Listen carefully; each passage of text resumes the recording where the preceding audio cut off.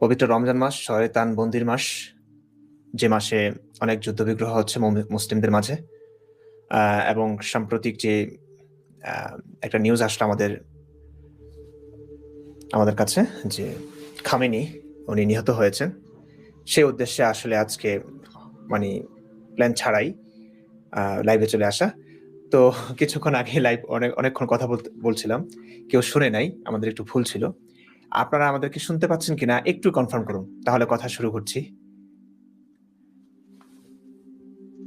হ্যাঁ, লাইভ শুরু হয়েছে, লাইভ চলতেছে, এই যে 5 জন দেখতেছে এখান থেকে।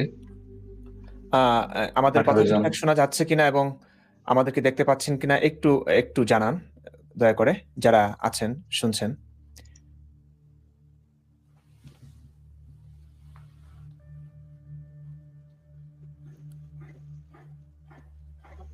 লাইভ শুরু হয়েছে, লাইভ চলতেছে, এই যে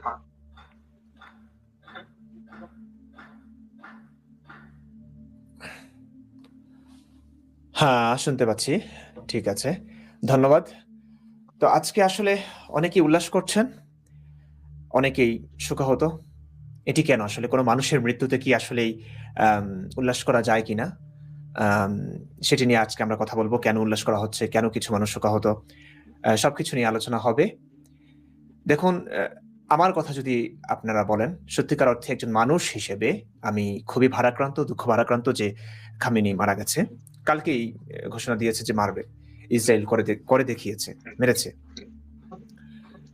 কিন্তু দুঃখের বিষয় হচ্ছে এই মানুষটা বেঁচে থাকলে কি হতো, এই মানুষটা জীবনে কি করেছে, কেন তার দেশের মানুষই, ইরানের জনগণই রাস্তায় নেমে উল্লাস করছে এই মানুষটার মৃত্যুতে?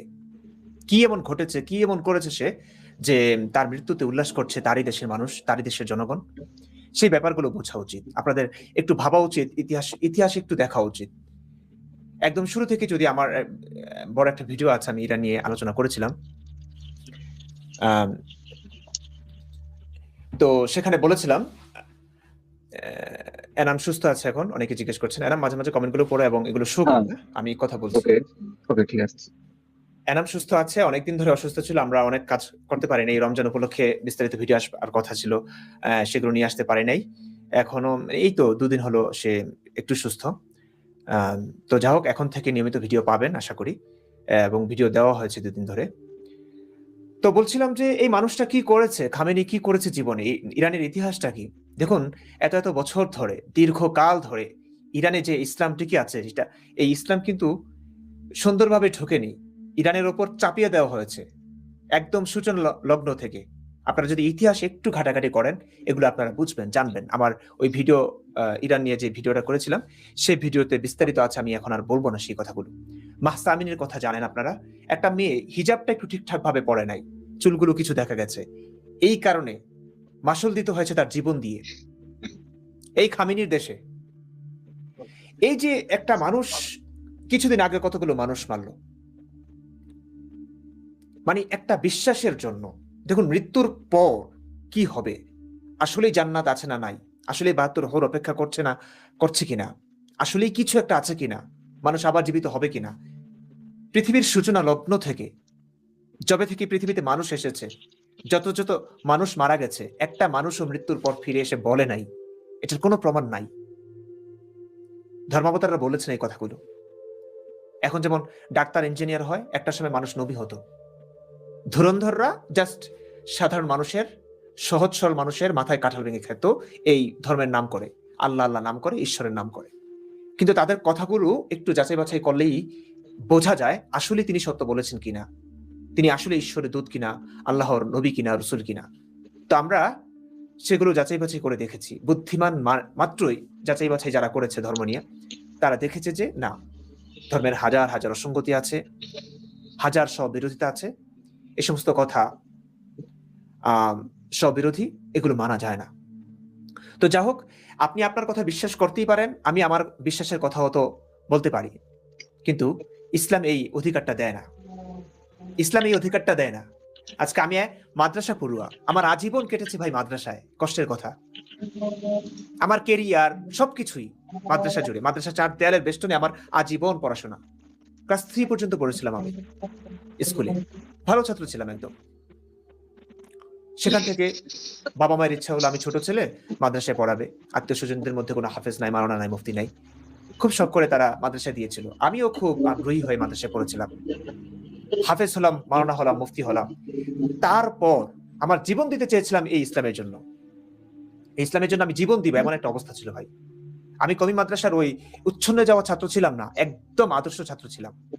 সেখান থেকে উপলব্ধি করলাম, যখন বই লিখতে চেয়েছিলাম নাস্তিকদের বিরুদ্ধে, তখন ভাবলাম যে না, যখন একটু পড়াশোনার একটা বিস্তৃত অঙ্গনে গেলাম, কমি মাদ্রাসার ভেতরে যা পড়ানো হয়, আমাদেরকে যা পড়ানো হয়, আমরা যা ছোটবেলা থেকে পড়ি, যে ধর্ম আছে, এই ধর্মের বাইরে গিয়েও যখন একটু ভাবলাম, যুক্তি বুদ্ধির আলোকে বুঝবার চেষ্টা করলাম, তখন দেখলাম যে হাজার হাজার অসঙ্গতি ধর্মের। তখন পুরোপুরি চেঞ্জ হয়ে গেলাম। এখন আমি এই ধর্মের বিনাশের জন্য হয়তো জীবন দিতে প্রস্তুত আছি, এবং তাই করছি। পরিবার নাই, আত্মীয় স্বজন নাই, বাবা মা নাই, স্বদেশ নাই, যাযাবরের মতো একটা জীবনযাপন করছি। কেন? কি লাভ আমার? মানুষের মুক্তির জন্য করছি। একটা বিশ্বাস চাপিয়ে দেওয়া হয়েছে মানুষের উপরে, ইরানের জনগণের উপরে এই বিশ্বাসটা চাপিয়ে দেওয়া হয়েছিল। দীর্ঘ প্রায় 1300-1400 বছর ধরে এই ইসলাম চেপে বসেছিল ইরানের উপরে। এই খামেনি কি করেছে আপনারা সকলেই জানেন। দর্শকদেরকে বলছি, আজকে আপনাদের সঙ্গে অনেক কথা হবে। আজকে অনেকেই খুশি আমি জানি, অনেকে ঈদ মোবারক জানিয়েছেন। এনার প্রত্যেকটা কমেন্ট একটু দেখিও। খামেনি, হ্যালো নোবেল, এই নামগুলো পড়াটা খুব কঠিন হয়ে যায়। আচ্ছা, তো ভাই খামেনি খামেনি কি জান্নাতের হর পাবে? হ্যাঁ পাবে, ইসলাম অনুযায়ী পাবে, অন্ধবিশ্বাস অনুযায়ী পাবে, ধর্মের বাণী হিসেবে সে পাবে। সে যদিও আসলে 72 হতে করবেটা কি, তাকে একটা দিলে তো সে পারবে না, তার বয়সটা এরকম, কিন্তু ধর্ম তাকে শুনিয়েছে যে সে একদম 33 বছরের যুবক হয়ে যাবে।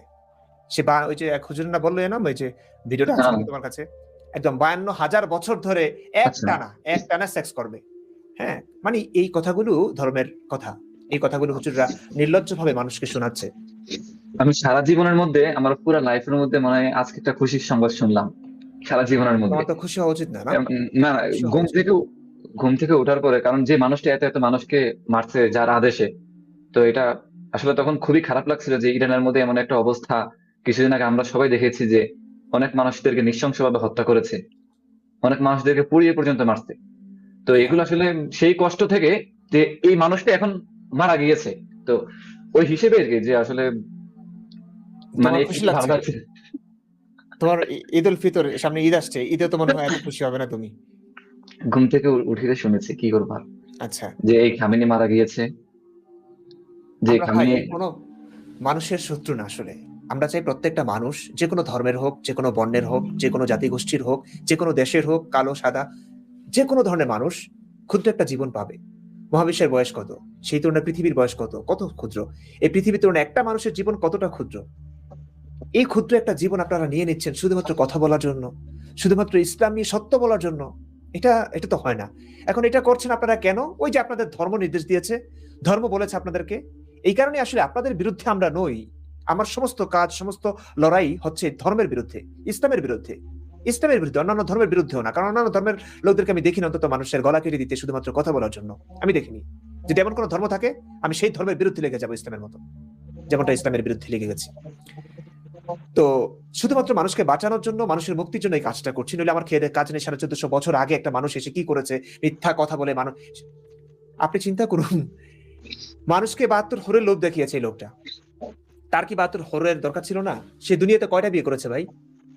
সমস্ত মানুষের জন্য, উম্মতের জন্য 4টা বিয়ে সে করে রেখেছে, বিধান দিয়ে রেখেছে। তার জন্য আবার 4-এর অধিক। আরে ভাই নবী, আপনি একজন নেতা, আপনি মানুষকে আল্লাহর কথা শোনাচ্ছেন, পরকালের কথা শোনাচ্ছেন, আখিরাতের কথা শোনাচ্ছেন, 72 হরের কথা শোনাচ্ছেন। আপনার তো এগুলোতে বিশ্বাসী হওয়ার কথা, তাই না? তা আপনি মানুষকে 72 হরের লোভ দেখিয়ে দুনিয়াতে আপনি একটু আত্মদিকী হতেন। আপনি ওই 40টা বিয়ে করলেন, 30-40টা বিয়ে করলেন, আপনি দাসী সেক্স করলেন। হ্যাঁ, আপনি সারা জীবনের অনেকটা সময় ধরে আপনি টাকার জন্য খাদিজাকে বিয়ে করেছিলেন। খাদিজার উনি বয়স্ক ছিলেন, ভালো লাগে নাই। খাদিজার মৃত্যুর পরে আপনি 1 মাসের মাথায় 2টা বিয়ে করে ফেললেন, এবং 53 বছর বয়সে আপনি বিয়ে করে ফেললেন আপনি 6 বছরের আয়েশাকে, কচি। আপনার প্রয়োজন পড়েছে, ঠিক আছে করেছেন, কিন্তু এই যে মানুষগুলোকে মিথ্যা আশায় ডুবে রেখেছেন, সেই মানুষগুলো এখন আপনার নামে কথা শুনলে মানুষকে মেরে ফেলছে। দুঃখটা আমার এখানেই, দুঃখটা আমার এখানেই। এই খামেনি বিশ্বাসটা চাপিয়ে দিতে চেয়েছিল ভাই জনগণের উপরে। হ্যাঁ, আজকে কিছুদিন আগেও তো এই খামেনির পতনের জন্য ইরানের মানুষ লড়াই করেছে। আজকে খামেনির পতন হলো, আজকে খামেনি নিঃশেষ হয়ে গেল, দুনিয়া থেকে বিদায় নিল, তাই না? আজকে সেই ইরানের মানুষ খুশিতে আত্মহারা হয়ে তারা মাঠে নেমেছে, ময়দানে নেমেছে, রাস্তায় নেমেছে, ইরানের জনগণ। কেন ভাই? এ কারণে এগুলো আমাদের জন্য একটা শিক্ষা, এগুলো আমাদের জন্য শিক্ষা। এনাম কিছু ভিডিও দেখাতে পারবে হ্যাঁ এখানে অবশ্যই। মানুষ যে উল্লাস করছে? একটু দেখাও ভাইদের। আচ্ছা এবং আপনারা যারা আমাদেরকে শুনছেন, এই যে, খামেনি কি কি করেছে তার একটা করে কিছু বলতে পারেন আপনারা। আমি এত নিউজও জানি না। এই যে, এই যে, এই সবাই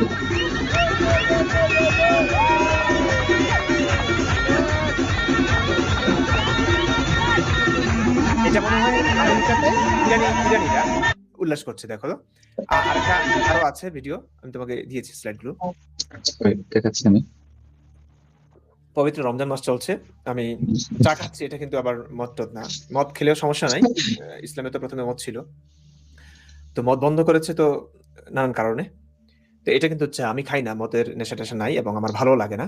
যারা খান শ্রদ্ধা জানাই, এবং আমার মতো যারা পছন্দ করে না তাদেরকে শ্রদ্ধা জানাই। কিন্তু আমি চা খাচ্ছি, এবং রমজান মাস দিনের বেলা কিন্তু আমি রোজা রাখছি না। অনেকে জিজ্ঞেস করেন আমি রোজা রাখি কিনা, তো আমি একটু খাচ্ছি। খাই, দুপুরেও খাই, ওই যে এনামও খাচ্ছে।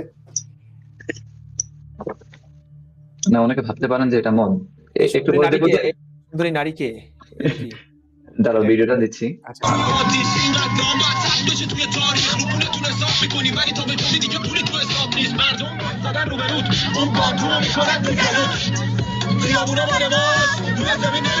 কি পরিমাণ আত্মহারা মানুষ।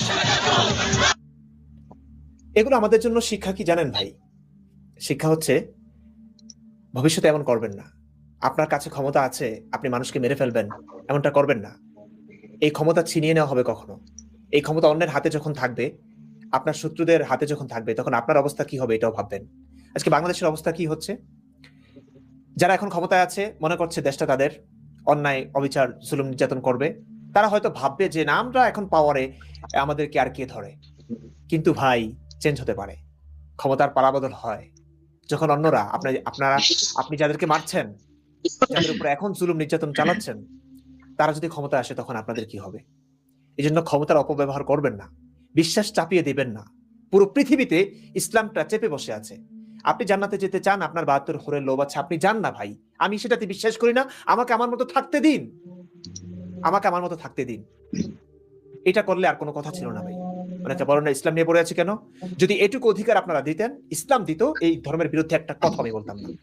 অবশ্যই এটা দিলে ইসলাম থাকবেও না। ইসলাম এসেছে এই জোর জবরদস্তির মাধ্যমে, ইসলাম এসেছে এই আতঙ্কের মাধ্যমে, ইসলাম এসেছে তরবারির জোরে। এটা সত্য না? আজকে আমাদের চোখের সামনে যা হচ্ছে দেখছি আমরা, আজকে ভারতের মতো একটা দেশে এক্স মুসলিমের উপর আক্রমণ হচ্ছে, হ্যাঁ, পুরো পৃথিবী আতঙ্কে আছে। এরা এতটা বাটপার, এরা উন্নত রাষ্ট্রে যায়, ইউরোপ আমেরিকাতে যায় নাস্তিক সেজে, কিংবা নিজ দেশে অসহায় নির্যাতিত এরকম অনেক কথা বলে। ওরা মানবিক মানুষ, ওরা আশ্রয় দেয়, এরপরে দেখিয়ে দেয় তাদের ধর্ম, এরপর ধর্ম প্রচার করতে থাকে, এরপর সেখানে গিয়ে শান্তিপ্রিয় মানুষগুলোকে শুধুমাত্র কথা বলার জন্য চাকু দিয়ে আঘাত করে মেরে ফেলে। এমন অবস্থা হচ্ছে। ইতালির অবস্থা একই রকম, লন্ডনে হচ্ছে, ইউরোপ আমেরিকাতে ভরে যাচ্ছে এই জঙ্গি দিয়ে। কি একটা অবস্থা!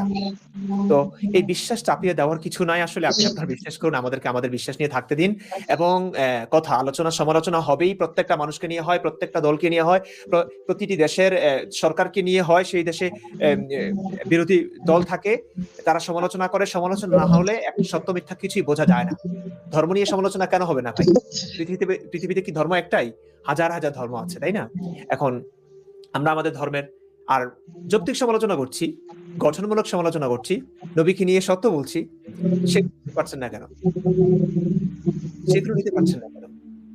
তো যাই হোক, এই খামেনি মারা গেছে, এটাই সত্যি, এবং তার মৃত্যুতে তার দেশের জনগণ উল্লসিত, আনন্দিত, এটাও সত্যি। আবার কিছু মানুষ, আজকে আমাদের বাংলাদেশের মানুষ, এরা তো মনে হয় কান্নাকাটি করছে, এরা সেজদায় পড়ে গেছে, হায় আল্লাহ, কি হলো, কি হলো, কি একটা অবস্থা। আরেকটা ভিডিও দেখাও।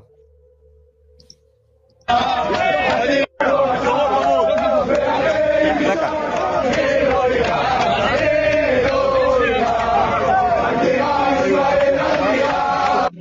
এখানে টাইটেলে লেখা আছে, ইরানের সর্বোচ্চ নেতা আলী খামেনির হত্যাকাণ্ডের খবর শুনে উদযাপন করেছে ইসরায়েলরা। ইসরায়েল না? আচ্ছা। হ্যাঁ, হ্যাঁ। ইসরায়েলরাও খুশি, ইরানিরাও খুশি, পুরোপুরি আমেরিকাতে যারা ইরানি আছে, মানে সবাই খুশি। শুধু এখন দুঃখী হচ্ছে ওই মুমিনরা। বাংলাদেশের মুমিন ভাইয়েরা এবং এখন খুবই মরা কান্না কাঁদছেন। তাদের সেই খামিনির জন্য, যে খামিনিকে তারা কিন্তু কাফের বলে। এমনকি শিয়া, এই যে খামিনি তো শিয়া, ইরানের মুসলিমরা শিয়া, এই শিয়াদেরকে যারা কাফের বলবে না তারাও কাফের। তারা তো কাফেরই, তাদেরকে যারা কাফের বলে ফতোয়া দেবে না তারাও কাফের। এই হচ্ছে বাংলাদেশের ফতোয়া। বাংলাদেশের সমস্ত আলেমদের কাছে যান এবং আপনারা বইপত্র পড়েন, সব জায়গায় একই কথা লেখা যে শিয়ারা কাফের, শিয়াদেরকে যারা কাফের বলে মনে করে না তারাও কাফের। তার মানে হচ্ছে যে বাঙ্গুরা, আমি এই শব্দগুলো আসলে শুনেছি, বাংলাদেশি যে সকল মুমিন ভাই বোনেরা কাঁদছেন, কষ্ট পাচ্ছেন, তারা কিন্তু এখন কাফের। একজন কাফেরের জন্য আপনারা কষ্ট পাচ্ছেন, কাঁদছেন, ব্যাপারটা হাস্যকর। এবং খামেনিকে যারা মেরেছে তারা তো নিশ্চয়ই কাফের। মানে আপনি কাঁদতেও পারবেন না, আপনি হাসতেও পারবেন না, আপনি মর্মাহত হতে পারবেন না, আপনি উল্লসিত হতে পারবেন না। আপনি মর্মাহত হলেও কাফের, আপনি উল্লসিত হলেও কাফের। আপনার ধর্ম যে কতটা অসহায় আপনি দেখেছেন, কতটা নির্লজ্জ, মানে কি বলবো, এটা অসহায়ত্ব আপনারা দেখেছেন। আপনারা কাঁদলেও আপনাদের ইমান নাই, আপনারা হাসলেও আপনাদের ইমান নাই।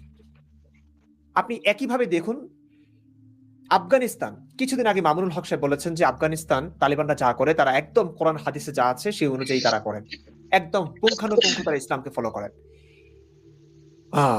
সে আফগানিস্তানকে এখন মারছে আরেক পাকিস্তানিরা, যে পাকিস্তানের পক্ষে আপনারা সব সময়, তাই না?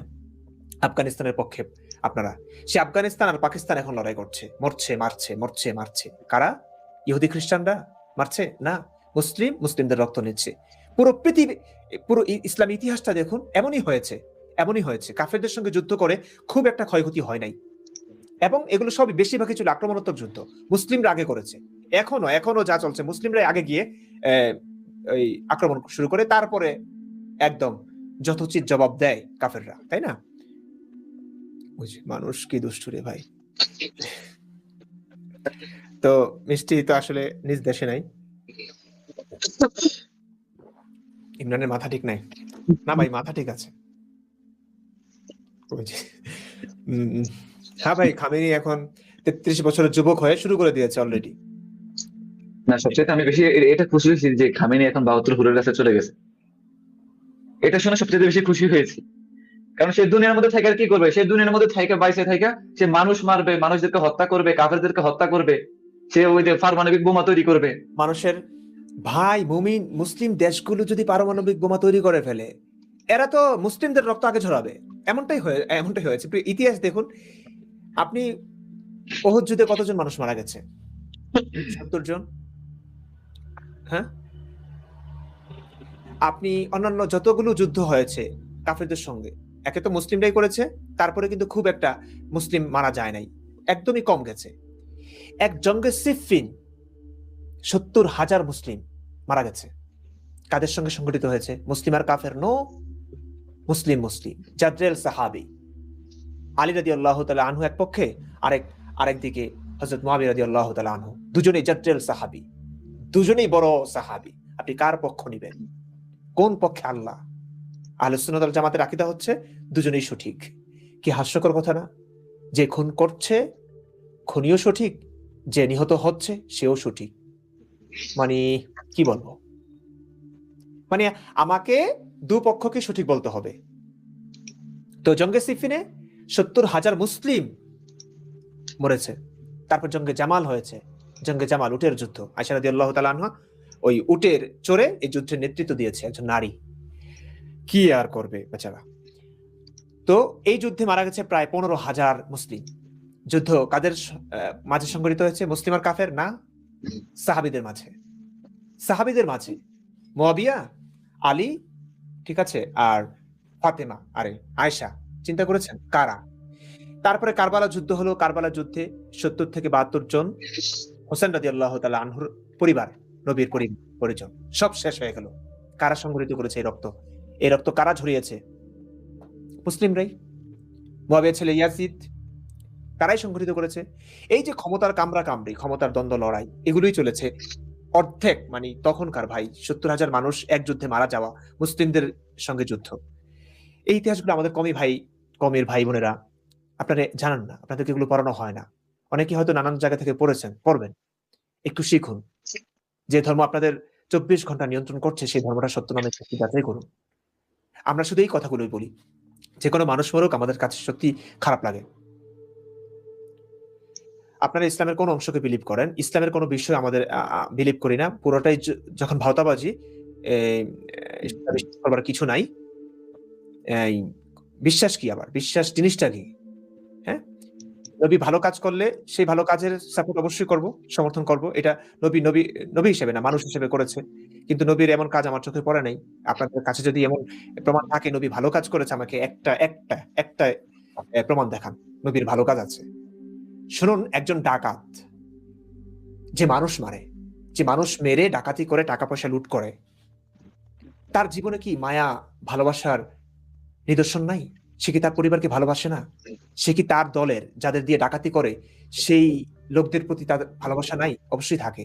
আপনি কি সেটার কারণে বলবেন যে হা, এ তো মহান ডাকাত ভাই, এ তো মহান মানুষ রে ভাই, নিজের স্ত্রীকে কত ভালোবাসে, আরেক স্ত্রীকে মেরে, আরেকজন স্ত্রীর স্বামীকে মেরে সে সম্পদ লুট করে তার স্ত্রীকে খাওয়াচ্ছে। এটা কি ভালো? ইসলামের নবীর যে ভালো কাজগুলো আপনারা জানেন, আপনারা শুনেন আলেমদের কাছ থেকে, এগুলো এমনই ছিল মুসলিমদের জন্য। নবী যাদের দিয়ে যুদ্ধ করেছে, কাফেরদের মেরে তাদের সম্পদ লুট করেছে, তাদের মা বোনদেরকে দাসী বানিয়ে সেক্স করেছে, এই নবী ভালো কিছু কাজ ছিল। সেগুলো কেমন জানেন? সেগুলো হচ্ছে ওই ইয়ের জন্য, তার নিজের দলের জন্য, মুসলিমদের জন্য।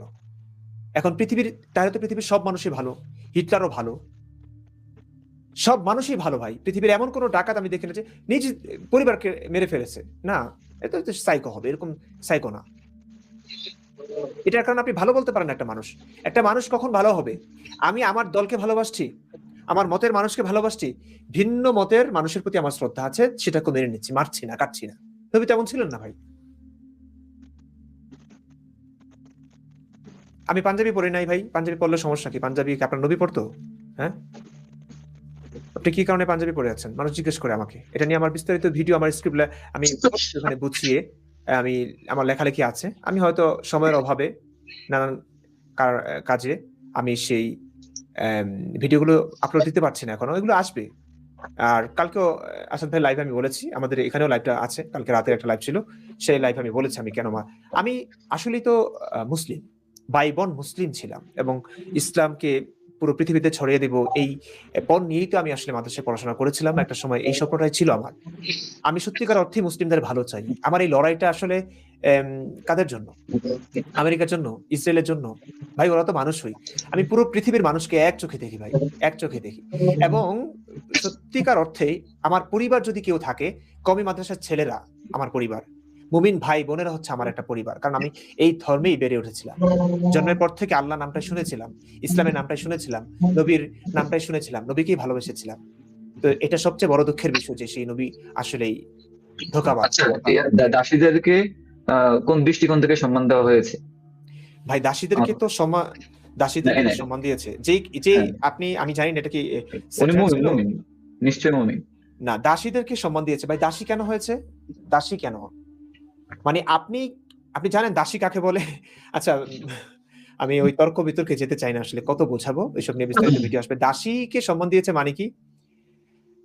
দাসী যে বানিয়েছে, নবী অমুসলিমদের সঙ্গে যুদ্ধ, অমুসলিম যারা আছে, নন মুসলিম যারা আছে, তাদের সঙ্গে যুদ্ধ করে, তাদের প্রাপ্তবয়স্ক পুরুষকে হত্যা করে, তাদের মা বোনদেরকে দাসী বানিয়েছে, যুদ্ধবন্দিনী তার।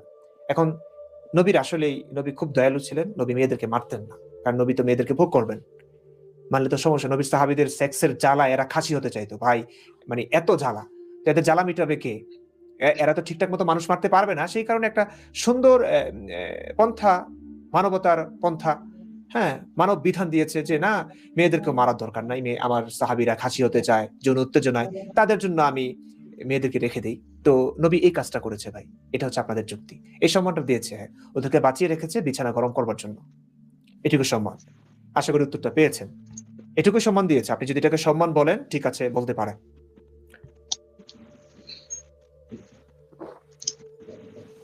ওই যে এখানে আল্লাহর এর বদলা নেওয়া হবে প্রতিটি রক্তের, ওই কি আল্লাহর হোগা, মানে এটার নাম, এটা কি মুমিন নাকি নাস্তিক কি জানি, এর বদলা নেওয়া হবে, প্রতিটি রক্তের প্রতিশোধ নেওয়া হবে। নাস্তিক মোরতাদের বাচ্চারা প্রস্তুত থাকে, আল্লাহর মায়ের দুনিয়ার বাইর। এই যে এরা যে মরছে, এরা মরেও কিন্তু এরা জিতে গেছে। এরা ভাববে যে না, এই যে খামেনি তো এখন আল্লাহর ওই যে হুম। কি জানি বলে, যে আল্লাহর দেওয়া জিনিস আল্লাহ নিয়ে গেছে, মানে না, আল্লাহ ওই আল্লাহর মাল আল্লাহ নিয়ে আল্লাহর মাল গেছে। আল্লাহ নিয়ে গেছে। এই আল্লাহর মাল আল্লাহ নিয়ে গেছে, কি আর বলবো, আল্লাহর মাল আল্লাহ নিয়ে গেছে, নেওয়ার জন্য আল্লাহর কোনো পন্থা বেরো না, ওই আমেরিকা ইসরায়েলদের হাতে নিতে হয়েছে, কাফেরদের হাতে নিতে হয়েছে। মানে এই যে এদের সঙ্গে মাঝে মাঝে এরা মাঝে মাঝে বলে ডিবেট করতে, আমি এই কারণেই আসলে এই ছোট ছোট আসিফ ভাইয়ের ভাষায় চুনাহাগা, এদের সঙ্গে এই কারণেই যাই না, কারণ আমার মাঝে মাঝে মন চায় একটু করি, একটু এদেরকে দেখিয়ে দিই আসলে এরা কতটা মূর্খ। কিন্তু এরা তো বুঝবে না, এরা যে মূর্খ এরা বুঝে না তো, এরা যে কি জানে না তাও জানে না, এরা যে কি বুঝে না তাও বুঝে না, এরা হার জিতও বোঝে না। তোদের নবীকে এই খামিনি, ওরা একটা কাফের, তাই না? ওদের কাছে খামিনির মৃত্যুতে এখন ওরা কান্নাকাটি করছে। খামিনি মরে ভূত হয়ে গেছে, মানে শেষ। তারপরে ওরা বলতেছে, হুমকি দিচ্ছে এখন আমাদেরকে, ভাই মারামারির পথে একটু বন্ধ করো না। এই মারামারি, এই যে ধর্ম তোমাদেরকে মারামারি শিখিয়েছে না, এই ধর্মের এই মারামারির জন্যই, তোমাদের এই চিন্তা ভাবনার জন্যই তোমরা মরছো। আজকে আমেরিকার পক্ষ, আমি কি আমেরিকার পক্ষে, আমি কি ইসরায়েলের পক্ষে না। ওরা কি এই কারণে মারছে যে ওরা অন্ধবিশ্বাসী, ওরা মানুষের অধিকার নষ্ট করে, ওরা মানুষকে বন্দী করে রাখে? যদি এই কারণে মেরে থাকে তাহলে ঠিক আছে, আমি ইসরায়েলের পক্ষ নিতেই পারি, আমেরিকার পক্ষ নিতেই পারি। কিন্তু ভাই আমি রাজনীতি বুঝি না, যদি এই কারণে মেরে না থাকে, যদি সাম্রাজ্যবাদী চিন্তা থেকে মেরে থাকে, যদি তাদের কোনো স্বার্থে মেরে থাকে, তাহলে তো আমেরিকার বিরুদ্ধে কথা বলতে হয়, ইসরায়েলের বিরুদ্ধে কথা বলতে হয়, ইসরায়েলের বিরুদ্ধে অবশ্যই কথা বলতে হয়।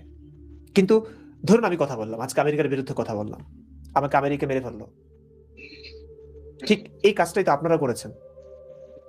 আমি যে ধর্মে বেড়ে উঠেছি, যে ধর্ম নিয়ে আমার 20 বছরের পড়াশোনা, সেই ধর্ম নিয়ে যখন কয়েকটা যৌক্তিক প্রশ্ন ছুড়েছিলাম, আমাকে আপনারা মারতে চাইলেন।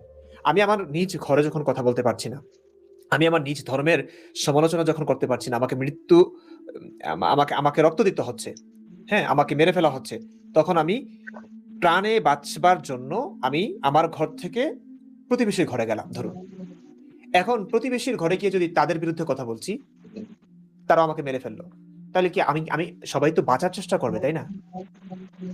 এখন আপনি যখন সমালোচনা করছেন, আপনি আমেরিকার বিরুদ্ধে কেন কথা বলছেন না? আমি বলবো যে এই সমালোচনাটা আপনার করুন, কারণ আপনি আপনার সমালোচনা নিতে পারেন না, আমাকে মারতে চেষ্টা করেছেন। এখন আমি যদি আমেরিকার সমালোচনা করি, তারা আমাকে মারবে। তো আমাকে বেঁচে থাকবার জন্য মনে করেন আমি চুপ থাকলাম, যেমন ভাবে আমি বাংলাদেশে যতদিন ছিলাম আমি চুপ ছিলাম, তাই না? এখন ধরুন আমি একটা খ্রিস্টান রাষ্ট্রে আছি কিংবা হিন্দু রাষ্ট্রে আছি, আমি এই ধর্মের বিরুদ্ধে কথা বললাম, ব্যাপারটা একটু বুঝুন, যৌক্তিক ভাবে একটু বুঝুন। এখন হিন্দু ধর্মের বিরুদ্ধে কথা বললে ওরা আমাকে মেরে ফেললো, যদি ওরা এরকমটা করে না, মনে করুন ওরা আমার আক্রমণ করলো কিংবা ব্যথা পেলো কিংবা ক্ষতি করবার চেষ্টা করলো, আমাকে তো বেঁচে থাকতে হবে, আমাকে তো বেঁচে থেকে মানুষকে বোঝাতে হবে। আমার বাবা মা আছে, তাদের কিছু স্বপ্ন আছে, আমি মারা গেলে আমার মা মরে যাবে, আমার মায়ের জন্য আমাকে বাঁচতে হবে। তো সব মানুষই বেঁচে থাকতে চায় ভাই, ক্ষুদ্র একটা জীবন। এই বেঁচে থাকার জন্য এখন আমি ধরুন যেই দেশে আপনি আমাকে তাড়িয়ে দিয়েছেন নিজ ঘর থেকে, এখন সেখান থেকে এসে আমি প্রতিবেশীর ঘরে আশ্রয় নিলাম, সেখানে যদি তাদের বিরুদ্ধে কথা বলি, তারাও আমাকে তাড়িয়ে দিবে, তখন আমি কোথায় যাব? আমি কি মরে যাবো? মানে মরে যাওয়াটাই ভালো? এটা তো বোকামি। এখন আপনি যখন সমালোচনা করছেন, আমি প্রতিবেশী সমালোচনা কেন করছি না? উত্তর আছে আপনার মধ্যেই। আপনি যখন আপনার সমালোচনা নিতে পারেন নাই, মেরে ফেলতে চাইছেন, একই রকম চিন্তা ভাবনা প্রতিবেশী আমাকে মেরে ফেলবে। তো আপনি যখন আমার সত্য কথাগুলো নিতে পারলেন না, আমাকে মেরে ফেলতে চাইলেন, তো আমি প্রাণে বাঁচবার জন্য আমি প্রতিবেশীর আশ্রয় নিলাম। এখন প্রতিবেশীর ব্যাপারে সত্য বললে ওরাও আমাকে মারতে চাইবে, তখন আমি যাব কোথায়? ব্যাপারটা এরকমটাই হয়। আমরা সব অন্যায়ের বিরুদ্ধে, সব অপরাধের বিরুদ্ধে ভাই, বাস্তব কথা এটাই। কিন্তু আমাদের আপন কে? আমাদের আপন আপনারাই। আপনারা যদি একটু সত্যটা বুঝতেন, এই ধর্মের ভাওতাবাজিটা একটু বুঝতেন, হাজার গোঁজামিল দিয়ে ধর্মটাকে অসভ্য একটা ধর্মকে সভ্য না বানাতেন, তাহলে কিন্তু এই রাজনীতি চলতো না। আজকে ইরানিদের উপর আক্রমণ হচ্ছে, খামেনিকে মেরে ফেলা হয়েছে কেন? আজকে আমেরিকা যদি বলে হ্যাঁ এই খামেনি মানুষের অধিকার লঙ্ঘন করছে, মানুষের স্বাধীনতা কেড়ে নিয়েছে, তার দেশের জনগণই তার বিরুদ্ধে মাঠে নেমেছে, আমরা সেই মানুষের মুক্তির জন্য খামেনিকে মেরেছি, তখন আমি কি করব বলুন? প্রতিবাদটা করতে পারবো? আসলেই তো ঠিকই এই কাজটা করেছে খামেনি। আজকে যদি খামেনি ঠিকঠাক থাকতো, খামেনি যদি মানুষের অধিকার নিয়ে কথা বলতো, যে যা বিশ্বাস করছে সেই বিশ্বাস অনুযায়ী চলতে দিত। আপনার বিশ্বাস আপনার কাছে, আমার বিশ্বাস আমার কাছে। আপনি ৭২ হরের জন্য আপনি মানুষকে মারছেন। আমি ৭২ হরে বিশ্বাস করি না ভাই। আমি কেন মারা যাবো? হ্যাঁ? আমি এটা বিশ্বাস করি না। আমি এই কথাটা কেন বলতে পারবো না? আপনি বিশ্বাস করছেন, আপনি বলতে পারছেন, ওকে বলুন। সমস্যা নাই তো। আপনি আপনার ধর্ম পালন করুন। কিন্তু আমি বিশ্বাস করছি না। এটা খাওতাবাজি, ধোঁকাবাজি, প্রতারণা। এটা আমি কেন বলতে পারি না? তো আপনিও তো সেই ক্ষমতাই দেখাচ্ছেন। আপনিও সেই মানুষকে বন্দী করছেন মিথ্যা, যেটা কোনো প্রমাণ নাই। হ্যাঁ, অপ্রমাণিত এক ধর্মের জন্য আপনি মানুষকে বন্দী করছেন, খাঁচায় বন্দী করছেন, মানুষের স্বাধীনতা কেড়ে নিচ্ছেন। তো আমেরিকা, ইসরায়েল কি করছে? ইসরায়েল মানুষকে স্বাধীনতা দিচ্ছে। হ্যাঁ, এখন যদি পুরো পৃথিবীতে ওরা রাজত্ব করে, মার্কিন সাম্রাজ্য যদি একদম পুরো পৃথিবীতে কায়েম হয়েছে, হ্যাঁ, আমার কাছে কি খারাপ লাগবে? খারাপ লাগবে না ভাই। আমি কোনো সাম্রাজ্য চাই না, আমি কোনো ক্ষমতা চাই না। আমি শুধু চাই একটু শান্তিতে বাঁচতে চাই। আমি আমার কথাগুলো বলতে চাই। আমি স্বাধীনতা চাই। হ্যাঁ? তো এই স্বাধীনতা কে দিবে? খামেনি দিবে? কোন মুসলিম শাসক দিবে? দিবে না। তারা আমাকে ওই মিথ্যা ধর্মের খাঁচায় বন্দী করবে। আর ওরা আমাকে স্বাধীনতা দিবে। সবাই তো ব্যবহারই করছে। সবাই তো আম দাপটই দেখাচ্ছে। তো দাপট তারা দেখাক, যারা আমাকে স্বাধীনতা দিবে। তারা আমার মালিক হোক, তারা আমার শাসক হোক, যারা আমাকে স্বাধীনতা দিবে, অন্তত মিথ্যা ধর্মের খাঁচায় বন্দী করবে না। সবাই যখন শোষণ করছে, আমরা এমন শাসক চাই, এমন শোষণ চাই। শোষণ কি? মানে শোষণ তো করছে না। অন্তত আমি এরকমটা দেখছি না। তো আচ্ছা, খামেনিদের বিরুদ্ধে যে কথা বলবো, তার আগে আসলে আপনারা আপনাদের ভুলটা একটু দেখতে পাচ্ছেন কিনা? আপনাদের ভুলটা একটু মেনে নেন, তাহলে আমরা অন্যের বিরুদ্ধে কথা বলতে পারবো। আচ্ছা, একজন বলেছেন নারী ইসলামে নারীদের দিয়েছে সর্বোচ্চ সম্মান, এই হচ্ছে গিয়ে নারীদের সর্বোচ্চ সম্মান। হ্যাঁ, এই আফগানের মধ্যে এই হচ্ছে কি সর্বোচ্চ নারীদের সম্মান। এই ওনাকে যে আরেক মুমিন ভাই, ট্রাম্প এত মানুষ মারতেছে, তার ব্যাপারে চুপ কেন তুই? কই চুপ? আপনি এতক্ষণ কি কানে তুলা দিয়ে রেখেছেন? কথাগুলো বলছি, আপনি শুনছেন না কি বলছি? কই চুপ আছি? কাদেরকে মারছে? এখন খামেনিকে মারছে। খামেনি বেঁচে বেঁচে থাকলে তো খামেনি মানুষ মারতো। তা আমি কিভাবে বিরুদ্ধাচরণ করব? খামেনিকে মারবার জন্য তো আমি বিরুদ্ধাচরণ করতে পারছি না ভাই। আপনারা তো মানুষ মারেন শুধুমাত্র কথা বলার জন্য। শুধুমাত্র কথা বলার জন্য। দীপুচন্দ্র দাসকে পুড়িয়ে মেরেছেন। কি কি দোষ ছিল তার? কত ব্লগার নাস্তিককে মেরেছেন। হ্যাঁ, মানে আপনার নবীর বিরুদ্ধে, নবী করেছে বদমাইশি, এগুলো বললে, এগুলো আপনারা ইসলাম ইতিহাসে পাওয়া যায়, এগুলো বললে এখন মেরে ফেলতেছেন মানুষ। তা আপনারা শুধু কথা বলার জন্য মানুষ মেরে ফেললে, এখন আপনাদেরকে যদি কেউ মেরে ফেলে জঙ্গি বলে, তখন আমি কি সমালোচনা করতে পারবো ওই মানুষটার? হ্যাঁ, আজকে আপনি এই যে আফগানিস্তান, ট্রাম্প মানুষ মারছে কেন? আফগানিস্তান মানুষ মারছে না? ওরা তো কাফের মুশরিকও মারছে না, ওরা তো মারছে আরেক মুসলিমকে। তা আপনি কোন দিকে যাবেন? আপনি কোন দিকে যাবেন ভাই? কার সাপোর্ট করবেন? কার পক্ষে থাকবেন? আল্লাহ কোন দিকে? আপনি কোন দিকে? আপনি বলুন আমাকে। আপনি কি আফগানিস্তানের পক্ষে নাকি পাকিস্তানের পক্ষে? কনফিউশনে পড়ে গেছে তারা।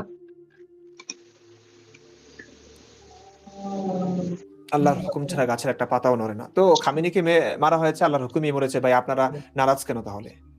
হ্যাঁ, আল্লাহর মাল আল্লাহ নিয়ে গেছে, আপনারা নারাজ কেন? আল্লাহ তো খুশি হয়ে নিয়েছে, তাই না? মুমিন ভাইরা নারাজ কেন? আরেকটা কথা, রমজান মাস চলছে। এখন এখানেও প্রায় দুপুর, বিকাল, মানে ইফতারের টাইম হয় নাই, আমি ইফতার করছি। তো আপনারা যারা মুক্তমনা আছেন বাংলাদেশে, তারা এটা করতে পারেন। অনেক আলেম, খতিব, ওনারা আমাকে বলেন, ভাই কেমনে খাবো, কি করবো, রোজা তো রাখি না কিন্তু খেতেও পারি না। তো আমি যেটা করতাম, শেষ এক যে মসজিদে আমি ইমামতি করেছিলাম, সেই মসজিদে তখন তো আমি মানে ইসলামে বিশ্বাস হারাবার পর, একদম কনফার্ম হওয়ার পর, যখন দেখলাম যে না, কোনোভাবেই আসলে কোনো হুজুর, ডাক্তার জাকির নায়েক বলেন, ওস্তাদ নহমান আলী খান সাহেব বলেন, পৃথিবীর সমস্ত ইসলামিক স্কলারদের আলোচনা শুনেছি, কোনোভাবেই দেখলাম যে না, ওরা সবাই ডিগবাজি করছে, ওরা সবাই প্রতারণা করছে, সত্য লুকাচ্ছে। তো যখন শিওর হলাম, তারপরেও কিন্তু আমি অনেক বছর রোজা রেখেছি। রোজাটা ছাড়তে খারাপ লাগতো, কারণ ভাল লাগতো, না খেয়ে থাকাটা খারাপ লাগে না আসলে। আনুষ্ঠানিক ভাবে প্রত্যেকেই ভোর রাতে উঠছে, আর সারাদিন রোজা রেখে সন্ধ্যায় ইফতার করছে, ব্যাপারটা একটু ভালো লাগে আনুষ্ঠানিক ভাবে। কিন্তু শেষ দিকে আমি দেখলাম যে না, রোজা রাখার তো মানে হয় না, একটু পানি টানি খেতাম, এনামও খেয়েছে। তো আমরা কি করতাম, আমরা যেটা এখানে করতাম। কি করবে দোস্ত, এখানে কিছু মানুষ, কিছু মুমিনরা কি করবে, এই যে এই খাচ্ছে না এখন, হুম, স্ক্রিনশট দিয়ে বলবে যে নাস্তিক ইমরান হচ্ছে গিয়ে হাফেজা নাম, দুইজনে মদ খাচ্ছে, তারা মিথ্যা ওরা কথা বলে। হ্যাঁ, পোস্ট ওরা দিয়ে দিবে, একটু করে দেখবা।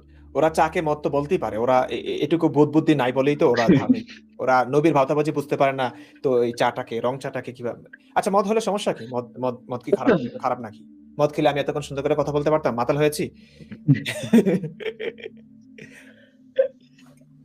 তো যেটা বলছিলাম, বিশেষ করে এই যে সমস্ত ইমামরা, খতিবরা, মাদ্রাসার শিক্ষকরা তারা খুব কষ্টে আছেন। বারবার জিজ্ঞেস করছেন, বারবার ইমেল-টিমেল করছেন যে কিভাবে কি করব? রোজা তো রাখি না, একটু পানি খাই, আর কিছু খেতে পারি না। মুসল্লিরা আসলে একটা ঝামেলা। মুসল্লিরা সবসময় রমজান মাসে হুজুরদের ঘেঁষেই থাকে। তো আপনারা করবেন কি, রুমটা বন্ধ করে আপনাদের একটা কাঁধ ব্যাগ, ছোট একটা ব্যাগ রাখবেন, যেটা আমি রেখেছিলাম। তো আমি বাইকে যখন শহরে যেতাম, সেখানে কলা, শুকনা কিছু খাবার নিয়ে আসতাম। সেটা আমি মসজিদে একদম দরজা বন্ধ করে খেতাম। নামাজে যেতাম। তো এই জিনিসটা করতে পারেন। এবং বহু মানুষ আছে তারা তো খায় বাড়িতে। লুকিয়ে, লুকিয়ে খেতে হয়। কি আর করবেন? কারণ মুমিনরা তো মনে করবেন যে রোজা রাখে না কেন? আঘাত করবে, অপমান করবে, মারবে। এই যে কিছুদিন আগেও দেখলাম জোর করে, মানে ধর্মটা তো জোর করে ওটা মানিয়ে ছাড়বে, চাপিয়ে দিবে ওরা। ওই মানুষ খাচ্ছে, হ্যাঁ, মুখে দাঁড়িয়ে নিয়ে খাচ্ছে। এটা তো খুব ভালো লেগেছে আমার আসলে। নবী তো পুরো রোজার ব্যাপারটা আসলে কপি মেরেছে, হ্যাঁ? পুরোই কপি পাচ্ছে। মানে নামাজও যেমন কপি, এই রোজাটাও কপি, ইহুদিদের থেকে কপি। এবং আরবে তখন এর আগে, ইসলামের আগেই রোজা ছিল। নবী শুধুমাত্র একটু এদিক সেদিক করেছে আরকি। তো এটা তো গুরুত্বপূর্ণ কিছুই না এটা। দ্বিতীয় হিজরিতে রমজানের রোজা ফরজ হয়েছে, হ্যাঁ? এর আগ পর্যন্ত কি ছিল? আল্লাহ ঘুমিয়েছিল, হ্যাঁ? আল্লাহ প্রয়োজন অনুভব করে নাই। কোরআন তাআলা তো শুরু পর্যন্ত নকল করেছে হিন্দুদের কাছ থেকে। হিন্দুরা সবকিছু, যেভাবে গীতা পড়ে, এভরিথিং এই যে মাঝে মাঝে আমি শুনি সবকিছুই। যে হিন্দুরা দূর থেকে ওই যে গীতা পাঠ করতেছে। এখনো আমি মাঝে মাঝে সন্ধ্যার দিকে দেখি যে গীতা পাঠ করতেছে, যেন ওই বাংলাদেশের মধ্যে রমজান মাসে যেমন কোরআন তেলাওয়াত চালু করে দেয় না, ঠিক তেমন শোনা যায় একদম পুরোপুরি। আমি দূর খমিনীর থেকে তেমন শুনতে পাই। পতন হয়েছে শুনে মিষ্টি বিতরণ করলাম। ভাই, মিষ্টিটা কি আমরা পাবো?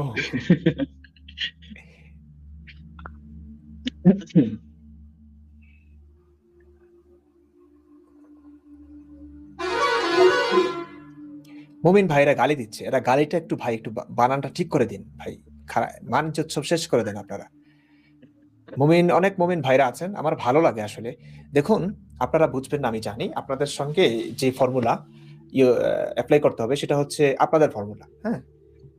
এপ্লাই করতে হবে সেটা হচ্ছে ওই যে ইসলাম না মানলেই কতল, তো ইসলাম মানলেই কতল। আপনারা বুঝতে চান না। তো আমরা তো আর সেরকম হতে পারি না। বুঝবেন না জানি। তো একটা, মানে শত্রু ভাবেন আমাদেরকে। কোন শত্রু না ভাই। আমরা আপনাদের শত্রু না আসলেই। এই যে কথাগুলো শুনে আসলে একটা সময় আমারও খারাপ লাগতো। আমিও তো মারতে চাইতাম, কাটতে চাইতাম। শিখিয়েছেই তো নবী এটা। তো একটু মাথা ঠান্ডা রেখে ভাই, বোঝার নিয়তে, হ্যাঁ?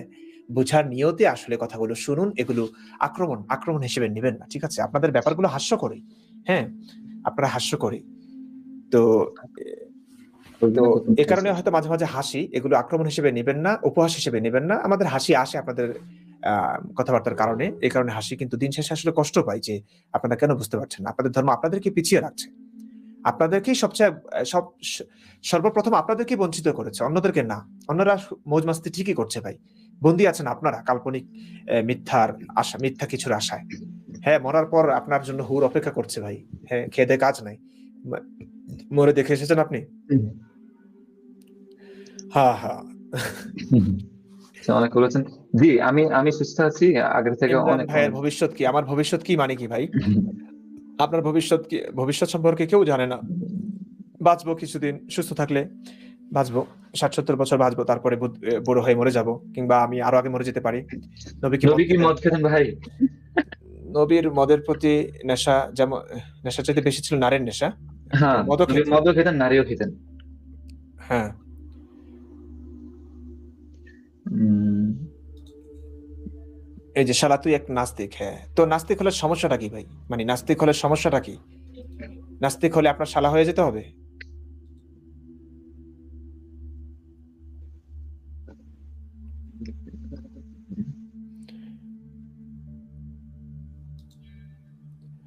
হায়াত মউত আল্লাহর হাতে, সুতরাং কেউ কাউকে মারছে না। সাব্বির হোসেন ভাই। হ্যাঁ, খুব সুন্দর কথা। আল্লাহর হাতে না?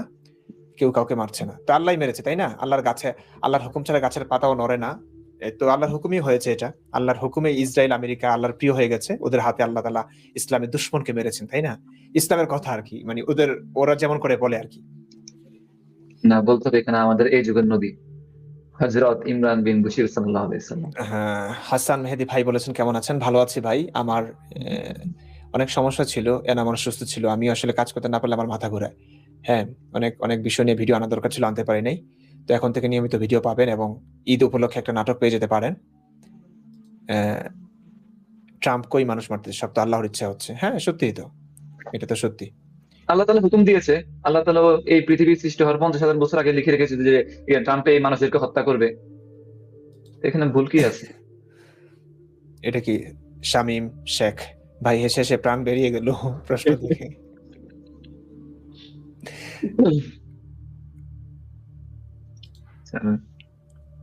ইমরান ভাই আপনি পানি খেয়ে মুমিনদের মনে আঘাত করছেন। হ্যাঁ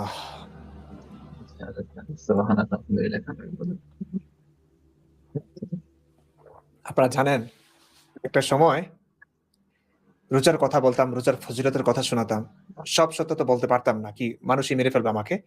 আমি কিন্তু নিজে রোজা না, কিন্তু মানুষকে রোজার ফজিলত শোনাতাম। এমনটা হাজার হাজার ইমামরা করছেন, তো এগুলো তো বলতে পারছেন না।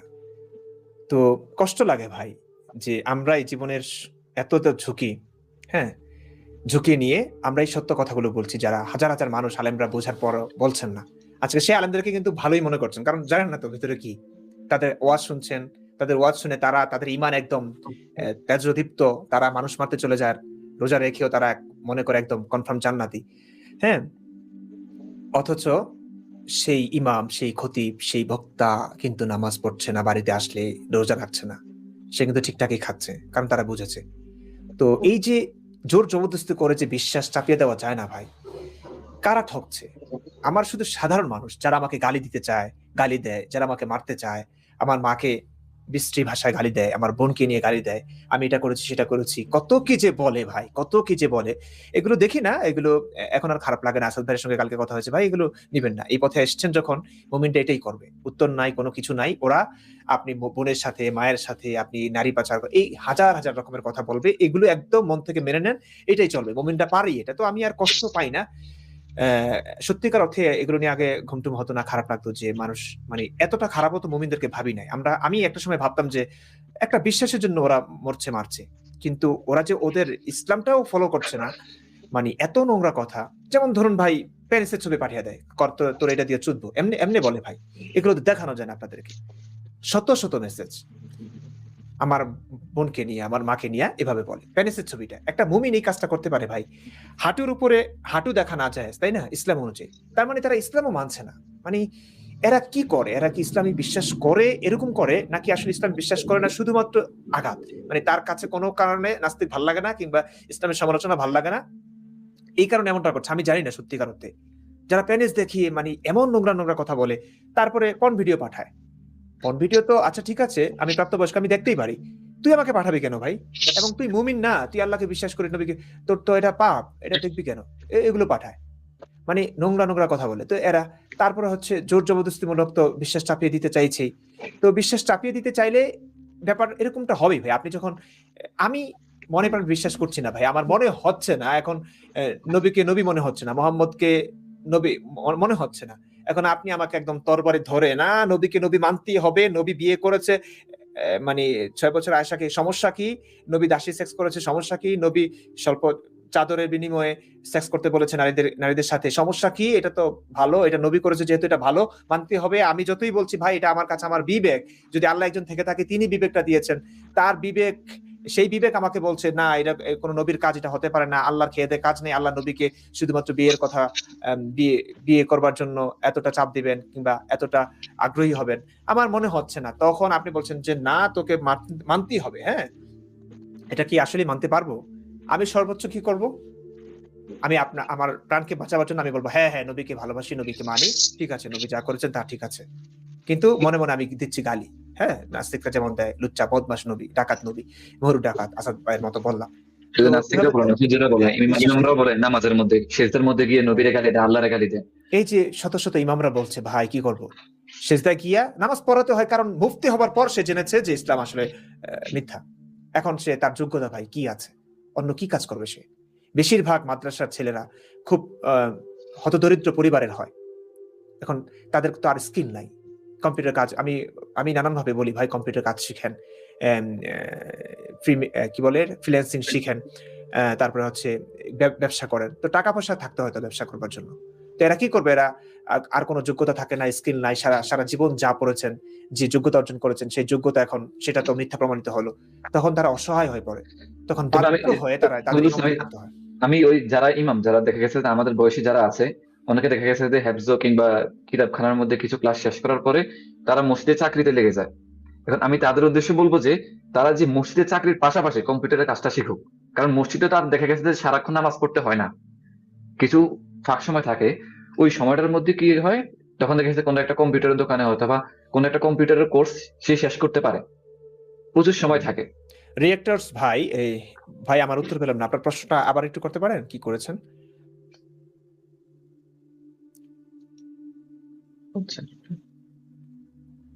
আচ্ছা, কাবা শরীফ, এই সমস্ত ইতিহাস বললে তো সময় লাগবে। কাবা শরীফ আসলে পৃথিবীর সর্বপ্রথম, মানে ইসলামিক একটা কথা আছে, বাস্তবতা আর একটা আছে, আপনি কোনটা শুনতে চান? এগুলো তো অনেক কথাই বলতে হয়। আহ, আমার উত্তরটা দিবেন ভাই প্লিজ। ইসলামের ভবিষ্যৎ কি একটু বলবেন? 100 বছর পর আপনাদের ধারণা। হ্যাঁ, ইসলামের ভবিষ্যৎ বলতে ভাই চাপিয়ে চাপিয়ে দিচ্ছে, এটা তো বুঝতে পারছেন। এখন এই ভয়টা দূর করতে হবে, অনেক সাহসী মানুষকে আসতে হবে আমাদের মতো, এবং রাষ্ট্রীয়ভাবেও সহযোগিতা করতে হবে। আমরা আমাদের জীবদ্দশা আসলে কতটুকু দেখে যেতে পারবো ভাই? এখনই দেখতে পাচ্ছেন কি অবস্থা। একটু স্বাধীনতা দিতে বলুন, যে ধর্ম নিয়ে কথা বললে আহ, কল্লাটা থাকবে, তখন দেখবেন বাংলাদেশে আসলে শতকরা কত ভাগ মুসলমান। যত জ্ঞানীগুণী মানুষ আছে প্রত্যেকেই প্রত্যেকেই নাস্তিক, কিন্তু আপনারা, এরা ধর্মের কথা বলে, হ্যাঁ, এরা নানান শোতে গিয়ে এরা ইসলামকে মহান বানায়, ওই যে ভাইরাল হয়ে যায়। ভার্সিটির শিক্ষিকা, ভার্সিটির অধ্যাপিকা, তারপরে হচ্ছে বড় বড় মানুষরা পর্যন্ত ধর্মকে তোষণ করে। কেন? কারণ ধর্মকে তোষণ করা ছাড়া উপায় নাই। আপনারা এটা জানেন, বুঝেন। ধর্মের বিরুদ্ধে না, মানবতার পক্ষে একটা কথা বললে যেটা ধর্মের বিরুদ্ধে যায়, সেটার জন্য কি পরিমাণ মাসুল দিতে হয়, চাকরি চলে যায় অনেকের, মার খেতে হয়, গণপিটুনি খেতে হয়, পুলিশ নিয়ে যায়, পুলিশটা পর্যন্ত, প্রশাসন পর্যন্ত কিছু করতে পারে না, মব জাস্টিস হয়, কি করবে তারা? তো এই কারণে কোনোভাবে যদি ভাই বাংলাদেশে মনে করেন সেকুলার সরকার চলে আসে, দেখবেন যে শেষ 5 বছরে শেষ ইসলাম। হঠাৎ করে কি হয়ে যাবে রাজনীতির ময়দান ভাই, কি হয়ে যায়, কখন কি হয়ে যায়, কেউ কিছু বলতে পারে না। তো এখন ধর্ম টিকেই তো আছে চাপাতির ভয়, তাই না? স্বাধীনতা দিলে দেখবেন ধর্ম আসলেই নাই, আসলেই নাই।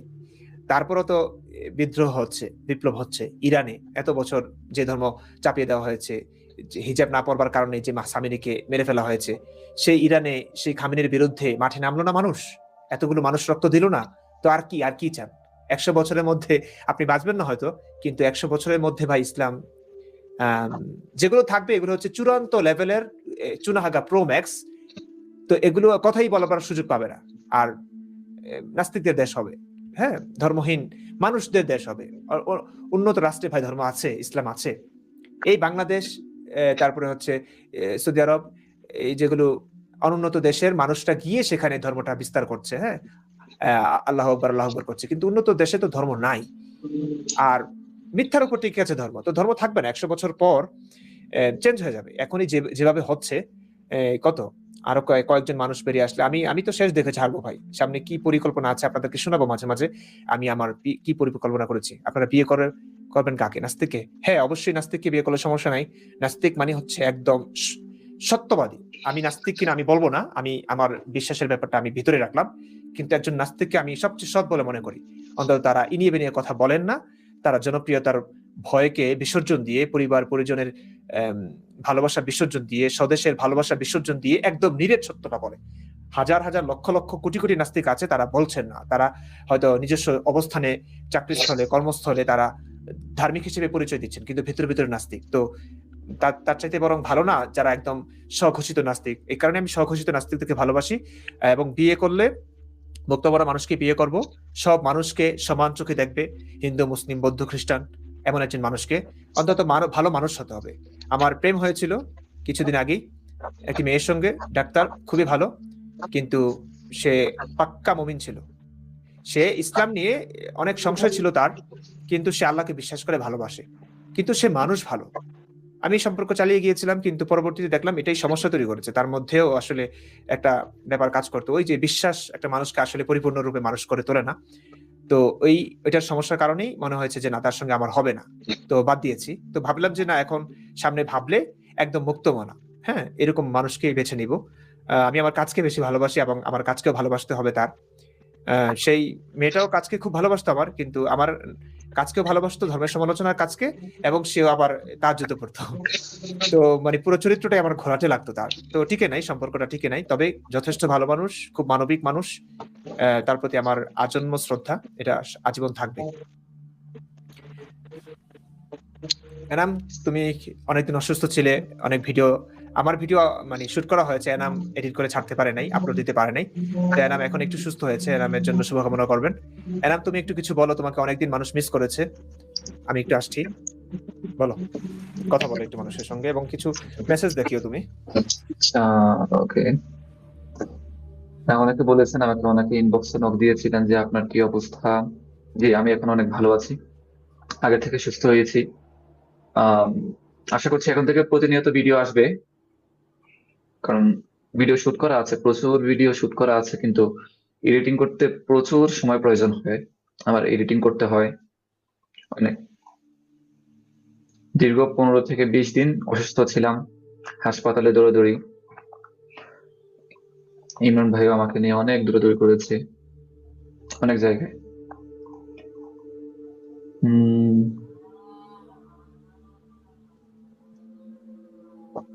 আপনাদের সবাইকে শুভকামনা।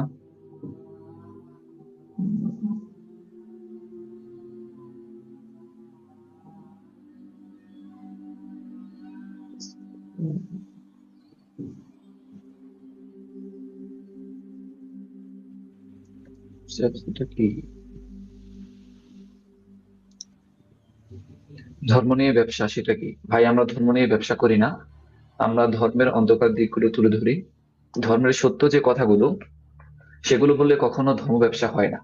আর হুজুরা যেগুলো বলে, সেগুলো হচ্ছে সম্পূর্ণ ধর্মের বাহিরে, কিসসা কাহিনী, নিজের মতো করে বানোয়াট করে নিজেরা বলে। আমরা সবসময় ইসলামের সত্য, সহি ইসলামটা আমরা প্রচার করছি। ওকে, ওকে, তারপরে চলাম। ধন্যবাদ ভাই। আজকে আপনাদের সামনে আসতে পেরে আমি খুব খুশি হলাম। উম,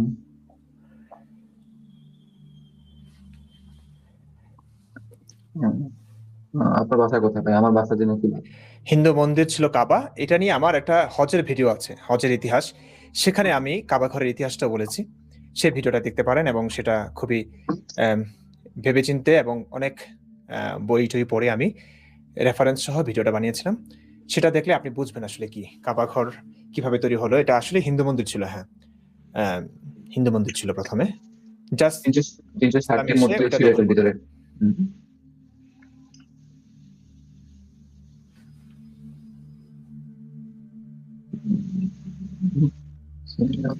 আহ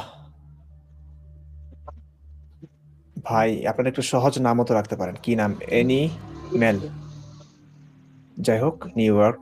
ভাই, আমি বুঝলাম যে ইসলাম মিথ্যা ধর্ম, এটা মানুষের তৈরি, আপনি সেই ধর্ম ত্যাগ করেছেন, কিন্তু আপনি এখন সেই ধর্ম নিয়ে উল্টাপাল্টা কথা বলে ভিডিও বানিয়ে ভিউ ব্যবসা করছেন না? আচ্ছা, খুব সুন্দর প্রশ্ন করেছেন ভাই আমার। আহ কি উল্টাপাল্টা? আমার একটা উল্টাপাল্টা কথার আপনি বলুন। মানে আমি চ্যালেঞ্জ করেছি, আম, কেউ একটা উল্টাপাল্টা কথার প্রমাণ দিতে পারেন কিনা, আমি অন্তত একটা উল্টাপাল্টা কথা বলি কিনা। আর এবং আমার ভিডিও বানিয়ে ভিউ ব্যবসা, বাপরে বাপ! এটা এটা এটা বলবার আগে আপনি আমার আমার সম্পর্কে একটু জানা দরকার ছিল, আমি কোন ফ্যামিলির ছেলে, হ্যাঁ, আমি কি অবস্থানে ছিলাম। মানে এত কিছু বিসর্জনের পরে যখন আপনারা বলছেন ওই সামান্য ভিউ ব্যবসা, হ্যাঁ ভাই, অনেক গুরুত্বপূর্ণ কাজ ছিল আমার, ইতালি যাওয়া কনফার্ম, সবকিছু ওকে, আমি সেখান থেকে চলে এসেছি। আমার দুবেলা খেতে পারি, এছাড়া আর কোনো ইয়ে নেই। হ্যাঁ, ভিউ ব্যবসা, একটা ফেসবুক পেজ থেকে আমার 1 পয়সা ইনকাম হয় না। মুমিনরা রিপোর্ট মেরে সব সময় দিয়ে ইয়ে সমস্যা করে, এনাম জানে এগুলো দেখাতে। এনাম দেখাতে পারো কিনা, যদি আমাদের কথা বলো পেজের, এগুলো দেখাতে পারবা? দেখাও আচ্ছা, মানুষ। আপনার দেখেন। যদি এতই মনে হয় ভিউ ব্যবসা করছে, আপনি আমার কাজটা করুন, 1 বছর করুন, আমি আপনাকে 10,000 টাকা করে দিব। একদম একদম পাক্কা, আপনি আমার মতো করুন। ইসলামের অসঙ্গতিগুলো, ইসলামের ভুলগুলো, ইসলামের সব বিরোধিতা গুলো আপনি দেখিয়ে রেফারেন্স সহ। ভাই, যখন আলেম ছিলাম তখন একটা কথাও কিন্তু রেফারেন্স দিয়ে বলি নাই, যা বলতাম তাই বিশ্বাস করতো মানুষ। আজকে প্রত্যেকটা ভিডিওতে আমি রেফারেন্স দিয়ে কথা বলি। একটা ভিডিওর পেছনে আমার কি পরিমাণ শ্রম দিতে হয়। কারণ আমরা পড়েছি হাদিসগুলো আরবিতে, হ্যাঁ? আমাদের সেই আরবি হাদিস কিতাবগুলো নাই এখন কাছে। এবং আরবি আমি যেহেতু বাংলায় ভিডিও বানাই, আমার রেফারেন্স গুলো আমার কি পরিমাণ কষ্ট হয়, ডবল কষ্ট হয় দেখুন। যদি আরবি কিতাবগুলো থাকতো, আরবিতে ভিডিও বানাতাম, তাহলে আমি একদম ইজিলি, কারণ আজীবন ওইটা পড়েছি তো আমার মনে আছে কোন জায়গায়, একটু হলে মনে আছে যে কিতাবের এই পৃষ্ঠায়, অমুক পৃষ্ঠায়, অমুক জায়গায় হাদিসটা এই যে দেখেন সহজে পেয়ে যাই। এই পর্যন্ত এই 1 বছর অ্যাক্টিভিজম করছি, এই একটা পেজের অবস্থা। পয়সাও না, এমনকি জাস্ট রেস্ট্রিকশনের মধ্যে রয়েছে, হ্যাঁ, রিচ কমিয়ে দেওয়া হচ্ছে, একটা পয়সাও না, একটা পয়সাও না। মুফতি ইমরান বিন বশির নামে আরেকটা পেজ আছে, ওইটা থেকেও একটা টাকাও না, কয়েক ডলার জানি হয়েছিল, ওটা তুলতেও পারি না, মানে ব্যাংক অ্যাকাউন্টও কিছু করা যায় না, কিচ্ছু করা যায় না। শুধু ইউটিউব চ্যানেলের উপরেও অ্যাটাক হয় বারবারে, হ্যাঁ, ধর্মের বিরোধিতা মানে নবীর ভাওতাবাজিগুলো, প্রতারণা, হত্যাযজ্ঞ গুলো, এগুলো নিয়ে কথা বলতে হয় তো সেই শব্দগুলো আসলে ইউটিউব নেয় না, হ্যাঁ, হত্যা, ধর্ষণ, দাসী সেক্স, এই কথাগুলো, এগুলোর কারণে অ্যাড দেওয়া হয় না, যেটা থেকে ইনকাম হয়। অ্যাড লিমিটেশন চলে আসে অধিকাংশ ভিডিওতে। মানে নরমালি ভিউ ব্যবসা করতে চাইলে ভাই আমি ইসলামের পক্ষে ভিডিও বানালে এখন যেই শ্রম দিচ্ছে, এই শ্রমটুকু দিলে আমি মাসে 10-12 লাখ টাকা কামাতে পারতাম, সেখানে আমার 50,000ও হয় না, হ্যাঁ, এমন একটা অবস্থা। আপনারা ভিউ ব্যবসা করছেন, করুন না। এটা কেন করছে? এটাকে ব্যবসা বলছেন? ধর্মের জন্য যে মানুষ মরে যাচ্ছে, দীপচন্দ্র দাসকে যে পুড়িয়ে হত্যা করেছে, এটা কি কোনো মুসলিম করেছে, কোনো হিন্দু করেছে, কোনো মানুষ করেছে? না, এটা ধর্ম করেছে। যে ধর্ম এমন বিধান দিয়েছে যে নবীকে নিয়ে সমালোচনা করলে, কটূক্তি মানে সত্য বললে তাকে মেরে ফেলো, কেটে ফেলো, তাকে হত্যা করো, সেই ধর্মের বিরোধিতা করা যদি ভিউ ব্যবসা হয়, তাহলে আমি আজীবন এই ভিউ ব্যবসা করতে চাই। আমি একটা মানুষকে বাঁচানোর জন্য আমার জীবনটাকে বাজি রাখতে চাই। এতটুকু সেন্স ভাই, শত্রু ভাবছেন তো? মানে এই যে এই যে এখানের মধ্যে এই দীপচন্দ্র এমনি দাসকে নিয়ে কথাগুলো একটা বলেন, ভিডিও জাস্ট বানানো আমি দিতে হয়েছে। পারি না, হ্যাঁ। আমি উত্তেজিত হয়ে যাই, ক্ষমা করবেন ভাই, আপনারা আমার শত্রু না, একটু বোঝার চেষ্টা করুন। ইউটিউবে দেখুন, এই যে 200 না এই যে $300 পড়ে আছে, $200 কত? আমার মাসে খরচ $600 কমপক্ষে, মানে যে দেশে একদম ছোট্টখাট্ট মানে অবস্থানে থাকলেও সেটাও হচ্ছে না। এই কথাগুলো বলি না, কি আর নিজেদের দুঃখ দুর্দশার কথা তো বলবো না, আমি তো জানি এই পথে কি আছে, কাটা আছে, বাধা আছে, থাকবেই, সেগুলো মেনে নিয়ে আসছি। বারবার এগুলো বলতে খারাপ লাগে, ভালো লাগে না, কিন্তু আপনারা যখন এই কথাগুলো বলছেন তখন আসলে বলতেই হয়। তা আপনি এই কাজটা করুন না ভাই, আমি তো সাধুবাদ জানাতে চাই। আমি তো আমার প্রত্যেকটা ভিডিও দেখতে হবে তো, আমার প্রত্যেকটা কথা শুনতে হবে তো ভাই। এক ভিডিওতে সব কথা বলা যায় না। আমি বলেছিলাম যে আপনারা যদি কেউ আসেন, এই কাজটা আমার করে দিয়ে যান, আমার ভাই ট্যালেন্টে মাথা ব্লাস্ট হয়ে যায়, বুঝতে পারছেন? কি করতে পারি একটু দেখেন। এই ধর্মের সমালোচনার পেছনে পড়ে আছি, এটা আমার কাছে অনেক যৌক্তিক, অনেক মানুষকে বাঁচানোর মুক্তির কাজ এটা, এই কারণে আমি এটা করছি। নয়তো আমি নাটক ফাটক করলে, ধর্মকে ব্যবহার করে যদি নাটক করতাম, আমি স্ক্রিপ্ট লিখতাম, বই লিখতাম, ভাই প্রচুর কাজ করা যায়, হ্যাঁ। ওই আমার ভাই সৌদি আরবের বিজনেসম্যান, বুঝতে পারছেন, সেখানে নেওয়ার জন্য কত চেষ্টা করেছে, আমি যাইনি। আমার ভাইকে জিজ্ঞেস করুন, সে তো আমাকে দেখতে পারে না, কিন্তু এই কথাগুলো সত্য না মিথ্যা যাচাই করে দেখুন। আপনি বলছেন ভিউ ব্যবসা করার জন্য, কি আহ আপনার মস্তিষ্ক দেখেন ভাই, আমার কোন লেভেলের হলে এই কথাগুলো বলতে পারেন আপনারা? চারজনে কমেন্ট বলেছেন আপনার পেমেন্ট আমরা একসাথে থাকি এবং আমাদের যাক বলবো না, আমরা আরো অনেক মানুষকে আনবো। আমি আমার অবস্থা একটু ঠিকঠাক হোক, যারা মুক্তমনা আছেন, কথা বলতে চান, অ্যাক্টিভিজম করতে চান, হ্যাঁ, করতে হলে কি কি হবে, আপনার উপর দিয়ে স্বাধীনভাবে চলাফেরা করতে পারবেন না, ঠিক আছে, অর্থ কষ্ট থাকবে, এই সবকিছু মেনে নিয়ে তারপরও যারা মনে করুন যে না, ইসলাম আপনাদের জীবনটাকে শেষ করে দিয়েছে, কথা বলতে চান, দুবেলা ভাত খেয়ে দুবেলা খেতে পারবেন এমন একটা অবস্থান তৈরি করলে, এমন একটা নিরাপদ জায়গা দিলে আপনারা কথা বলবেন, অ্যাক্টিভিজম করবেন, এমন মানুষটা একটু যোগাযোগ করবেন। আমি চেষ্টা করব, শীঘ্রই চেষ্টা করব, এবং সর্বোচ্চটুকু দিয়ে চেষ্টা করব শুধুমাত্র অ্যাক্টিভিস্টদেরকে কথা বলার সুযোগ তৈরি করে দেওয়া, দেশ ত্যাগের সুযোগ তৈরি করে দেওয়া, এমন একটা যদি পারি। আমি আশ্বাস দিচ্ছি না, আমি প্রতিশ্রুতি দিচ্ছি না, তবে এই চেষ্টাটা আমি করব। এখন থেকে আপনারা যারা একদমই সবকিছু বিসর্জন দিয়ে পারবেন বলে মনে হয়, যে কথা বলবেন, আপনারা শুধু কথা বলবেন, হ্যাঁ, দুবেলা খেতে পারলে কথা বলবেন, নিরাপদ একটা জায়গা পেলে কথা বলবেন, আমি এই ব্যবস্থা করে দিব। এবং অগ্রাধিকার দিব আলেমদেরকে, এবং কমপক্ষে মাওলানা যারা শেষ করেছেন, দাওরা পাস করেছেন, কথা বলতে চান, এমন আলেমদেরকে আমি শ্রদ্ধা জানাই, ভালোবাসি, কারণ তারা অনেক কিছু বিসর্জন দিয়ে, ধর্ম ব্যবসা অনেক বড় ব্যবসা ভাই। মসজিদ মাদ্রাসার শিক্ষকতা, ইমামতি এবং মাহফিল করলে প্রচুর প্রচুর টাকা ইনকাম করা যায়। সেখান থেকে আপনারা সত্যের কথাগুলো বলবেন, তিক্ত সত্যের কথাগুলো, মানুষের মুক্তির জন্য। তো আপনাদের প্রতি আমার শ্রদ্ধা অবশ্যই আছে, ভালোবাসা আছে। আমি আমার সর্বোচ্চটুকু দিয়ে চেষ্টা করব যে অন্তত সুস্থভাবে নিরাপদ স্থানে কথা বলতে পারে। তো আপনাদেরকে সবচেয়ে বেশি অগ্রাধিকার দেব, এবং বাকি যারা আছেন শিক্ষিত মার্জিত মানুষ, কথা বলতে পারবেন, কন্টেন্ট বানাতে পারবেন, কিংবা এডিট করতে পারেন ভালো, একটা স্কিল আছে, আমাদের এই মহতে কাজে আপনারা শামিল হতে পারেন। এখন থেকে যোগাযোগ করবেন। আমার ফেসবুক একটা অ্যাকাউন্ট দেখাও তো এনাম, যেটা আমার একমাত্র অ্যাকাউন্ট। অনেকেই আমাকে আচ্ছা ঠিক আছে, মনে ওকে, করে, অলরাইট। ভয় পান, এটা খুব স্বাভাবিক। এটা কয়েকদিন পরই ওরা রিপোর্ট মেরে উড়িয়ে দেয়, আবার ফিরে পাবো। যতই আঘাত করবে একদম মূল জায়গায় গিয়ে অ্যাকাউন্টকে আরো শক্তিশালী করব, এরকম কথা আছে। তো আর কোনো সমস্যা হবে না আশা করি। আবার যদি রিপোর্ট মারে আবার আরো ভালো হবে আমার জন্য, কারণ আরো স্ট্রং হবে আমার আইডি, কারণ মূল জায়গায় আমি যেতে পারবো। কারণ আক্রমণ না করলে তো আমরা দেখাতে পারি না যে আমার উপর কি হচ্ছে, এই মুভমেন্ট কেন করে। এই যে ইমরান বশির, আমার একদম পাসপোর্টে যেই নাম সেই নামই করা হয়েছে, অন্য কোনো নাম নাই। ইমরান বশির, এই একটা অ্যাকাউন্ট ছাড়া আমার সত্যি আর কোনো অ্যাকাউন্ট নাই। দুইটা পেজ আছে, কথা বলো পেজ এবং মুফতি ইমরান বিন বশির একটা পেজ, ওই পেজটা একটু দেখাও। এই তিনটা ছাড়া ফেসবুকে আমার আর কোনো অ্যাকাউন্ট নাই। অনেক ফেক নাম আছে, মুফতি ইমরান বিন বশির বাংলায় লেখা, তারপরে হচ্ছে আমার ছবি ব্যবহার করে অনেকেই পেজ খোলেন। এটা হচ্ছে আমার অ্যাকাউন্ট।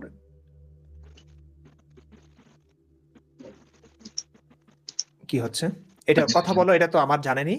এটাতে এনামের অ্যাক্সেস আছে, আমার অ্যাক্সেস আছে, এটাতে মেসেজ দিলে আমি পাবো। তারপর হচ্ছে আমাকে অ্যাকাউন্টে মেসেজ দিবেন যদি খুব খুব গুরুত্বপূর্ণ কথা বলতে চান। এটা হচ্ছে আরেকটা পেজ। এছাড়া আমার মানে রিয়েল কোনো অ্যাকাউন্ট নাই, যেগুলো আছে সবই ফেক। দয়া করে এই জিনিসটা একটু মনে রাখবেন। আমি নাকি নারী পাচার করেছি, ওই মেয়েকে নিয়ে আসুন ভাই, কারে নারী পাচার করেছি কিংবা নোংরামির একটা সীমা আছে, মূর্খতার একটা সীমা আছে। এখন কিছু কথা নিয়ে আসলে জবাব দেওয়া তো সময় ক্ষেপণ মনে করি। কি নোংরামি করে একটা ছবি পেয়েছে, মানে পেছনে একজন নারী আমার সঙ্গে ছবি দিয়েছে, সেলফি দিয়েছে, ও হাসছে, ওটাকে নাকি নারী পাচার করেছে। মানে মূর্খরা, এই মূর্খদেরকে নিয়ে আর কি কথা বলবো। এরা একটু কবে, এরা মানুষ হলে তো আসলেই, এরা মানুষ হলে রাজনীতিও চলবে না আসলে, এদেরকে ব্যবহার করেই তো রাজনীতি চলছে।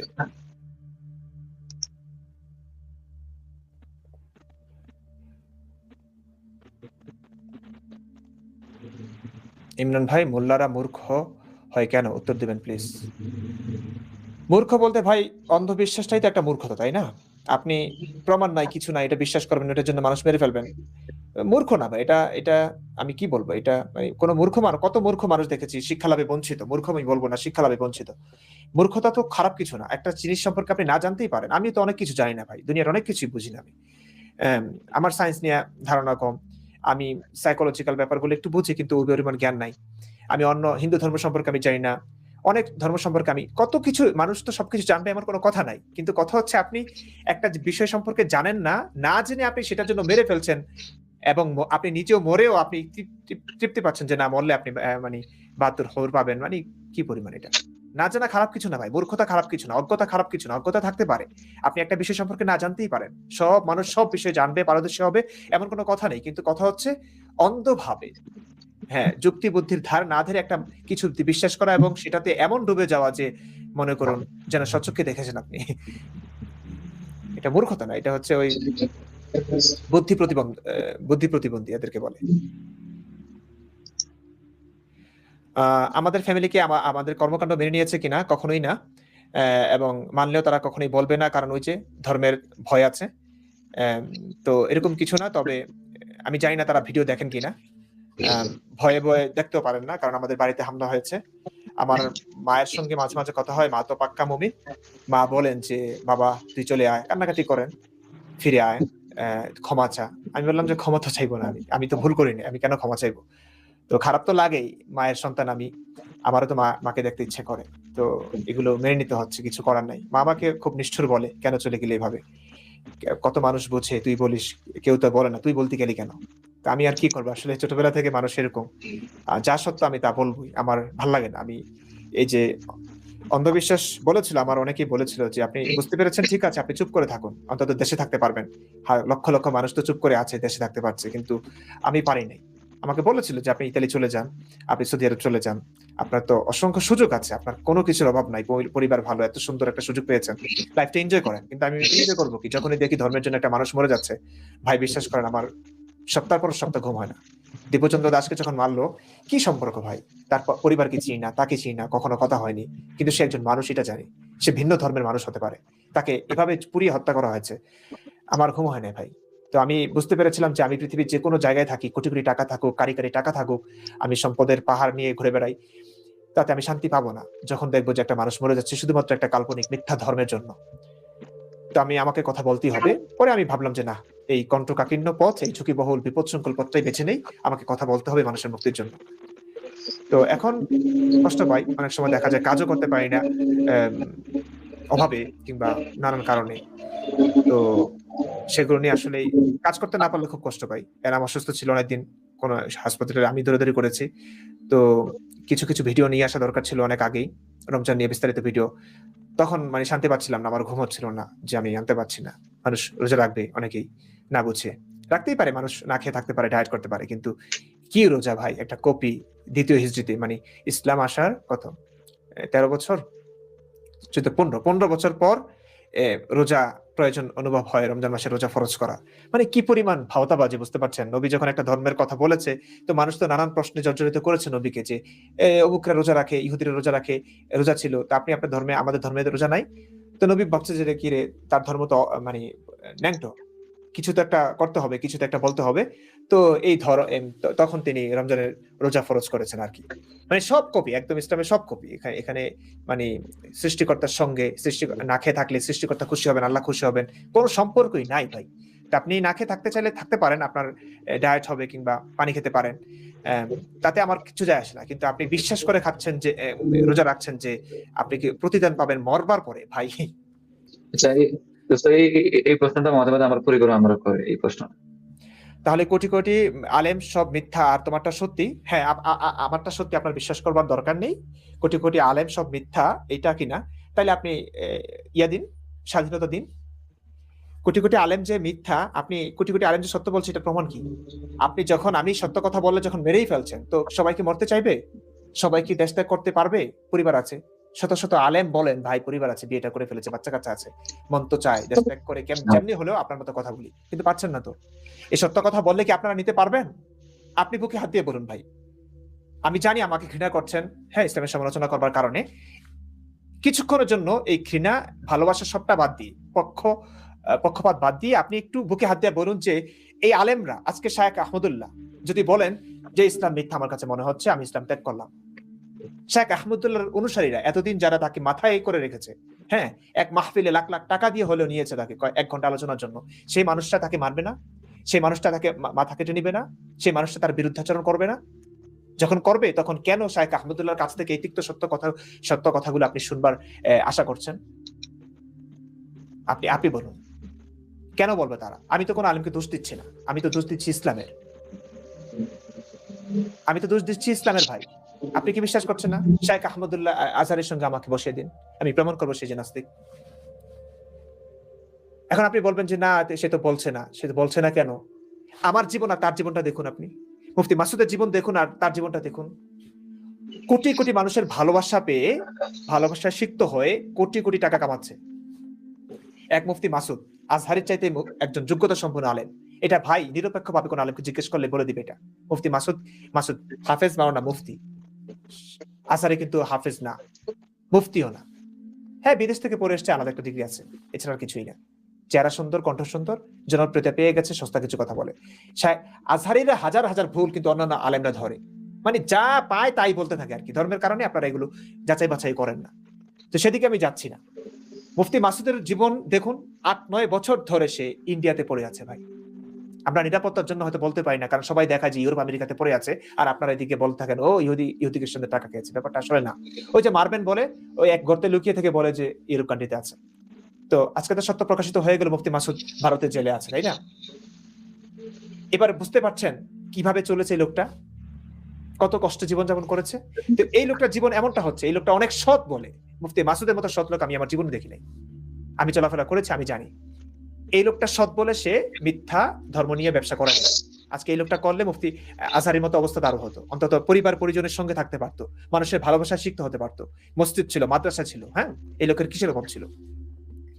তো আজহারি থেকে আপনি সত্য কথা শুনতে পারবেন, এই আশা কেন করছেন? এই আশা তখন করতে পারবেন যখন স্বাধীনতা থাকবে। যখন স্বাধীনতা থাকবে ধর্ম নিয়ে, যে সত্য বললে কোনো মারামারি কাটাকাটি হবে না, কোনো মানুষকে মুফতি মাসুদের মতো মানবেতর জীবনযাপন করতে হবে না, কোনো মানুষকে মুফতি ইমরানের মতো, আমার মতো মানে জীবন থেকে পালিয়ে বেড়াতে হবে না। এইটুকু নিশ্চিত করলে আপনি দেখবেন, তখন দেখবেন যে আপনার কথাটা লাখ লাখ আলেম মিথ্যা আর আমি সত্য। আপনাকে বিশ্বাস করতে কে বলেছে ভাই? আমরা কি কখনো বলেছি আমাদের কথা বিশ্বাস না করলে মেরে ফেলবো? আমরা বলি না। তারপরে তো আমাদেরকে মানুষ বিশ্বাস করছে। বিশ্বাস করার দরকার নাই। কোরআন হাদিসের দুটো হাদিস দুই রকম বলছে, এখানে স্ববিরোধিতা কেন বলছেন না আপনি? এখানে যখন আপনি বলছেন না এখানে অন্য কিছু আছে, কি নিশ্চয়ই কোনো ব্যাখ্যা বিশ্লেষণ আছে, তুমি বুঝো না, আগে পরে কিছু আছে, আগে পরে ডিম আছে, ডিম কি বলবো, কি যখন এভাবে বলছেন কোনো না কোনো ভাবে ধর্মটাকে বিশ্বাস করেই ছাড়বেন আপনি, তখন বাস আপনাদের মতো বোকাচোদা মানুষগুলোকে নিয়ে, সরি, বোকাশোকা মানুষগুলোকে নিয়ে ব্যবসা তো করবেই কিছু মানুষ। আর আপনি শত শত আলেমদেরকে, লাখ লাখ আলেমদেরকে সত্য বলবেন। আর পৃথিবীতে ভাই মানুষ কতজন? 800 কোটি মানুষ আছে প্রায়। 800 কোটি মানুষের মধ্যে সংখ্যা গরিষ্ঠ কারা? মানে অনেক মানুষ একটা বিষয়ে একটা বিষয়কে সত্য বললেই সেটা সত্য হয়ে যাবে? যদি এই ফর্মুলাই আপনি মানতে চান, তাহলে বলবো যে পৃথিবীর 800 কোটি মানুষের মধ্যে অধিকাংশ মানুষই তো ইসলাম মানে না। তাহলে অধিকাংশ মানুষ যেটা মানছে অন্যান্য ধর্ম, ইসলাম মানছে না, ইসলাম তো সত্য হওয়ার কথা না। যদি ধর্মাবলম্বীদের কথা বলি, খ্রিস্টান ধর্ম এখনো এগিয়ে আছে। সংখ্যাধিক্যের কথাই যদি বলেন আপনি, অনেক মানুষ যেটা বলবে, একটা বিষয়কে সত্য বললে সেটা সত্য হয়ে যাবে যদি মনে করেন, তাহলে খ্রিস্ট ধর্ম সত্য। মানে আপনি শুধু বাংলাদেশের দিকে তাকাচ্ছেন কেন? বাংলাদেশকে অন্যান্য দেশের মানুষ তো মূর্খ, মানে মূর্খের একটা সীমা আছে, ওইটাও তো মনে করে না। এই আলেমদের কথাবার্তা দেখেন না, এক আলেম আরেক আলেমকে নিয়ে হাসাহাসি করে। হ্যাঁ, আপনি কোন আলেমকে মানবেন? আব্বাসি আজহারিকে কাফের বলছে। এবার বুঝতে পারছেন আপনি কোন দিকে যাবেন? তো এই সমস্ত বোকাচন্দ্র মানুষের সমর্থনে একজন আলেম জনপ্রিয় হওয়া, কিংবা কয়েকজন আলেম কই, লাখ লাখ আলেম কই পেয়েছেন আপনি? হাতে গোনা কয়েকজন আলেম শুধু কথাগুলো বলছে, বাকি সব তো হাসির পাত্র। ওরা মুসলিমদের কাছে, ভাই নাস্তিকদের কাছে তো সব আলেমই হাসির পাত্র, মুসলিমদের কাছেই আরেক আলেমদের কাছে এক একজন আলেম হাসির পাত্র। তো আপনি কত কত কত লাখ আলেম কই পেয়েছেন আপনি? হ্যাঁ ভাই, সত্য মিথ্যা যাচাই করবার এটা এটা তো ইয়া না, মানদণ্ড না যে অনেক আলেম একটা কথা বললে সত্য হয়ে যাবে। আপনাকে বুঝতে হবে কথাগুলো যৌক্তিক কিনা। আপনি আমার কথা শুনুন, আলেমদের কথা শুনুন, আপনি বিচার করুন, আপনি হাদিসগুলো একটু পড়ুন, নিচে পড়ুন। এই কারণেই তো বহু মানুষ, আমার আম্মা তো এই কথাই বলতো, তুই একাই বুঝলি, একাই বুঝলি। এগুলো ভাই, এগুলো কোন টাইপের মূর্খতা সুলভ কথাবার্তা এগুলো, মানে কি আর বলবো, বোঝাই যাচ্ছে কোন লেভেলের মানুষ আপনি। মানে কমন সেন্স পর্যন্ত নাই, কমন সেন্সও নাই, সত্য মিথ্যা এভাবে যাচাই করে ভাই। হ্যাঁ, জাকির নায়কের নিয়ে তুমি ভিডিও করছো না, যে ডিবেটের জন্য অবশ্যই তুমি তাকে আহ্বান জানিয়েছো? আরে ভাই সাহস বলতে ভাই বসিয়ে দেন না ভাই। হ্যাঁ, ভাই আমরা তো প্রয়োজন সেটা আমার অপেক্ষা করছি। বিক্রি করে দিব, টাকা পয়সা আমি দিব। হ্যাঁ, আমরা দিব, বসিয়ে দেন না ভাই। আমি বারবার আহ্বান করেছি, আপনি বসিয়ে দেন। কেন বসবে না তো? এরা এরা বসবে, ওই এদের একটা পরিকল্পিত একটা প্ল্যাটফর্ম থাকবে, সেখানে একটা মানুষ প্রশ্ন করবে, একটার বেশি দুইটাও না, বাপরে বাপ, প্রশ্নের উপরে প্রশ্ন আসে। হ্যাঁ, আপনি একটা বলে দিলেন, ওইটাই মানতে হবে। তো ডিবেটের ব্যবস্থা করুন না ভাই, এক পায়ে খাড়া আছি। ডাক্তার জাকির নায়কের সঙ্গে ডিবেট করতেই তো চাই। ভারত যেভাবে এই যে আস্তিক নাস্তিকের একটা প্ল্যাটফর্ম তৈরি করেছে কথা বলা, এরকম ডিবেট হোক না, আমি তো চাই। ওরে বসাক না, বাটপার কেমনে ধরাই দেখবেন। হ্যাঁ, কি কি পরিমাণ গোজামিল দিয়ে আপনাদের পার পেয়ে যায়, আর অন্য মানুষকে প্রশ্ন করবার সুযোগও দেয় না। বসে দেন, ওরা তো বসে আসলে ওই অমুসলিম যে আছে, কোন একটা কারণে তার ইসলামটাকে সত্য মনে হলো, একটা প্রশ্ন বাস ওইগুলোকে দেখায়। আমাদের সঙ্গে বসুক না ভাই, আমাদের সঙ্গে বসুক। আমি তো আহ্বান দিয়ে রেখেছি, আপনি আপনি ব্যবস্থাটা নিন।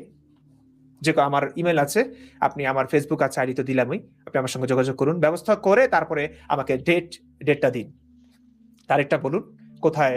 অনলাইনে হলে অনলাইনে, ভারতে হলে আমাকে নিরাপত্তা দিয়ে যদি নিতে পারে, আমি সেই প্ল্যাটফর্মে যাব, আমি ডিবেটে বসবো। কি পরিমাণ সাহস ভাই, সাহস! এখানে কি কোপাকুপি করবেন? হ্যাঁ, সাহস আছে মানে কি? আমরা প্রতিবার যে আমরা প্রায় ভিডিওতে আমরা যে এই কথাগুলো বলি, মানে আসতেন শুধু এখানে একটা ভিডিও দেখতে? হ্যাঁ, একটা মানুষকে জানতে বুঝতে হলে তো সেই মানুষের সম্পর্কে আপনাকে ভালো করে জানতে হবে। আপনার সময় না থাকলে আপনি আমার ভিডিও দেখতেই হবে এমন কোনো কথা না। কিন্তু আপনি যখন আমাকে নিয়ে একটা মন্তব্য করবেন, আমার সব ভিডিও গুলো দেখে করুন। আমার কোন কথাটা মিথ্যা, আমার ওই কাটছাট কিছু কিছু অংশ মুমিনরা যেটা করে থাকে, সেগুলো দেখে আপনি আমাকে বিচার করবেন। কে বলেছে আপনাকে এমন করতে ভাই?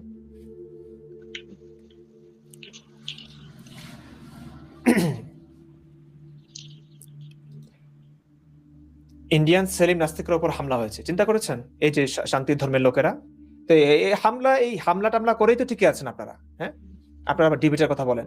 ডিবেট হবে অবশ্যই, আমরা বসতে চাই, তারপরে বসবো। কিন্তু ডিবেটের আহ্বান আমরা করব, কার সঙ্গে করব, কোথায় করবো, আমরা করতে পারি, আপনারা তো করতে পারেন না। আপনারা তো মানে মানে ডিবেট করবার পরে না সত্য মিথ্যা প্রমাণিত হবে, তাই না? তার আগে তো আপনারা নাস্তিকের উপর হামলা শুরু করেছেন, ইসলামী এই কথা বলেছেন। হ্যাঁ, ডিবেটের কথা, নবী কি করেছে? ডিবেট, নবী তো ডিবেট থেকে পালিয়েছে। ইহুদিরা যখন 30 জন আলেম নিয়ে বসতে চেয়েছে, নবী সেখান থেকে পালিয়ে গেছে জিব্রাইলের কথা বলে, যে ওই ছাদে নাকি কেউ তাকে মারবার জন্য, পাথর নিয়ে মারবার জন্য বসেছিল, এই কারণে নবী ওখান থেকে পালিয়েছে। চিন্তা করুন, মানে আপনি আমার ব্যাপারটা এরকম, জাকির নায়কের সঙ্গে বসালেন, আমি ওখানে গেলাম, ডাক্তার জাকির নায়ক উপস্থিত আছে, তো আমি ওখানে গিয়ে হঠাৎ করে আমি উধাও হয়ে গেলাম। তো আমার অনুসারীরা, আমার শুভাকাঙ্ক্ষীরা বললো যে, ইমরান ভাই আপনি কেন ওখান থেকে চলে আসলেন? আমি বললাম যে ওই জিব্রাইল এসে আমাকে বলেছে যে ডাক্তার জাকির নায়কের সঙ্গে আমি যেখানে বসেছিলাম ওখানে ওই ঘরের ছাদের উপরে একটা লোক আমাকে মারবার চেষ্টা করেছে পাথর নিয়ে, এই কারণে জিব্রাইল আমাকে জানিয়েছে, আমি চলে এসেছি।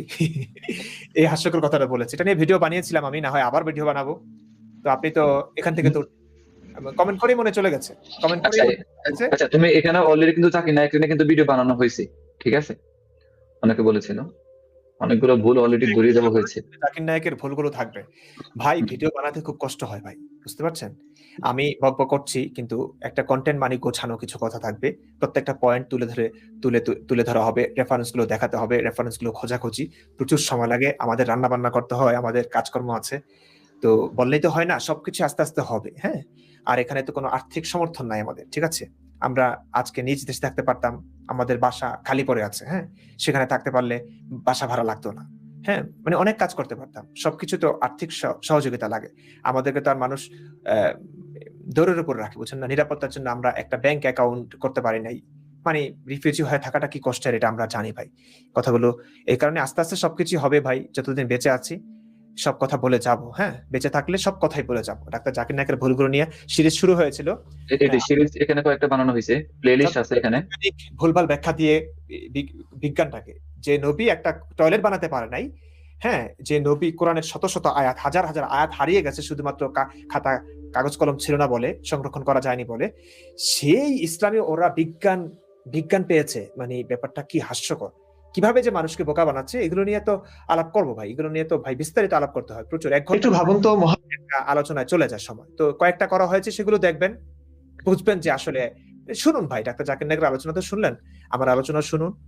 হ্যাঁ, রেফারেন্স সালাম, নমস্কার, তোর কথা বিশ্বাস করবো কেন? তুই তো নাস্তিক, তুই এদেরকে আর কি বলার আছে? এদেরকে আর কি বলার আছে? এই কারণেই তো এদের মতো মানুষের মাথায় তো কাঁঠাল ভেঙে খাচ্ছে ডাক্তার জাকির নায়কেরা। হ্যাঁ, আরো কিছু ইয়ে দাও।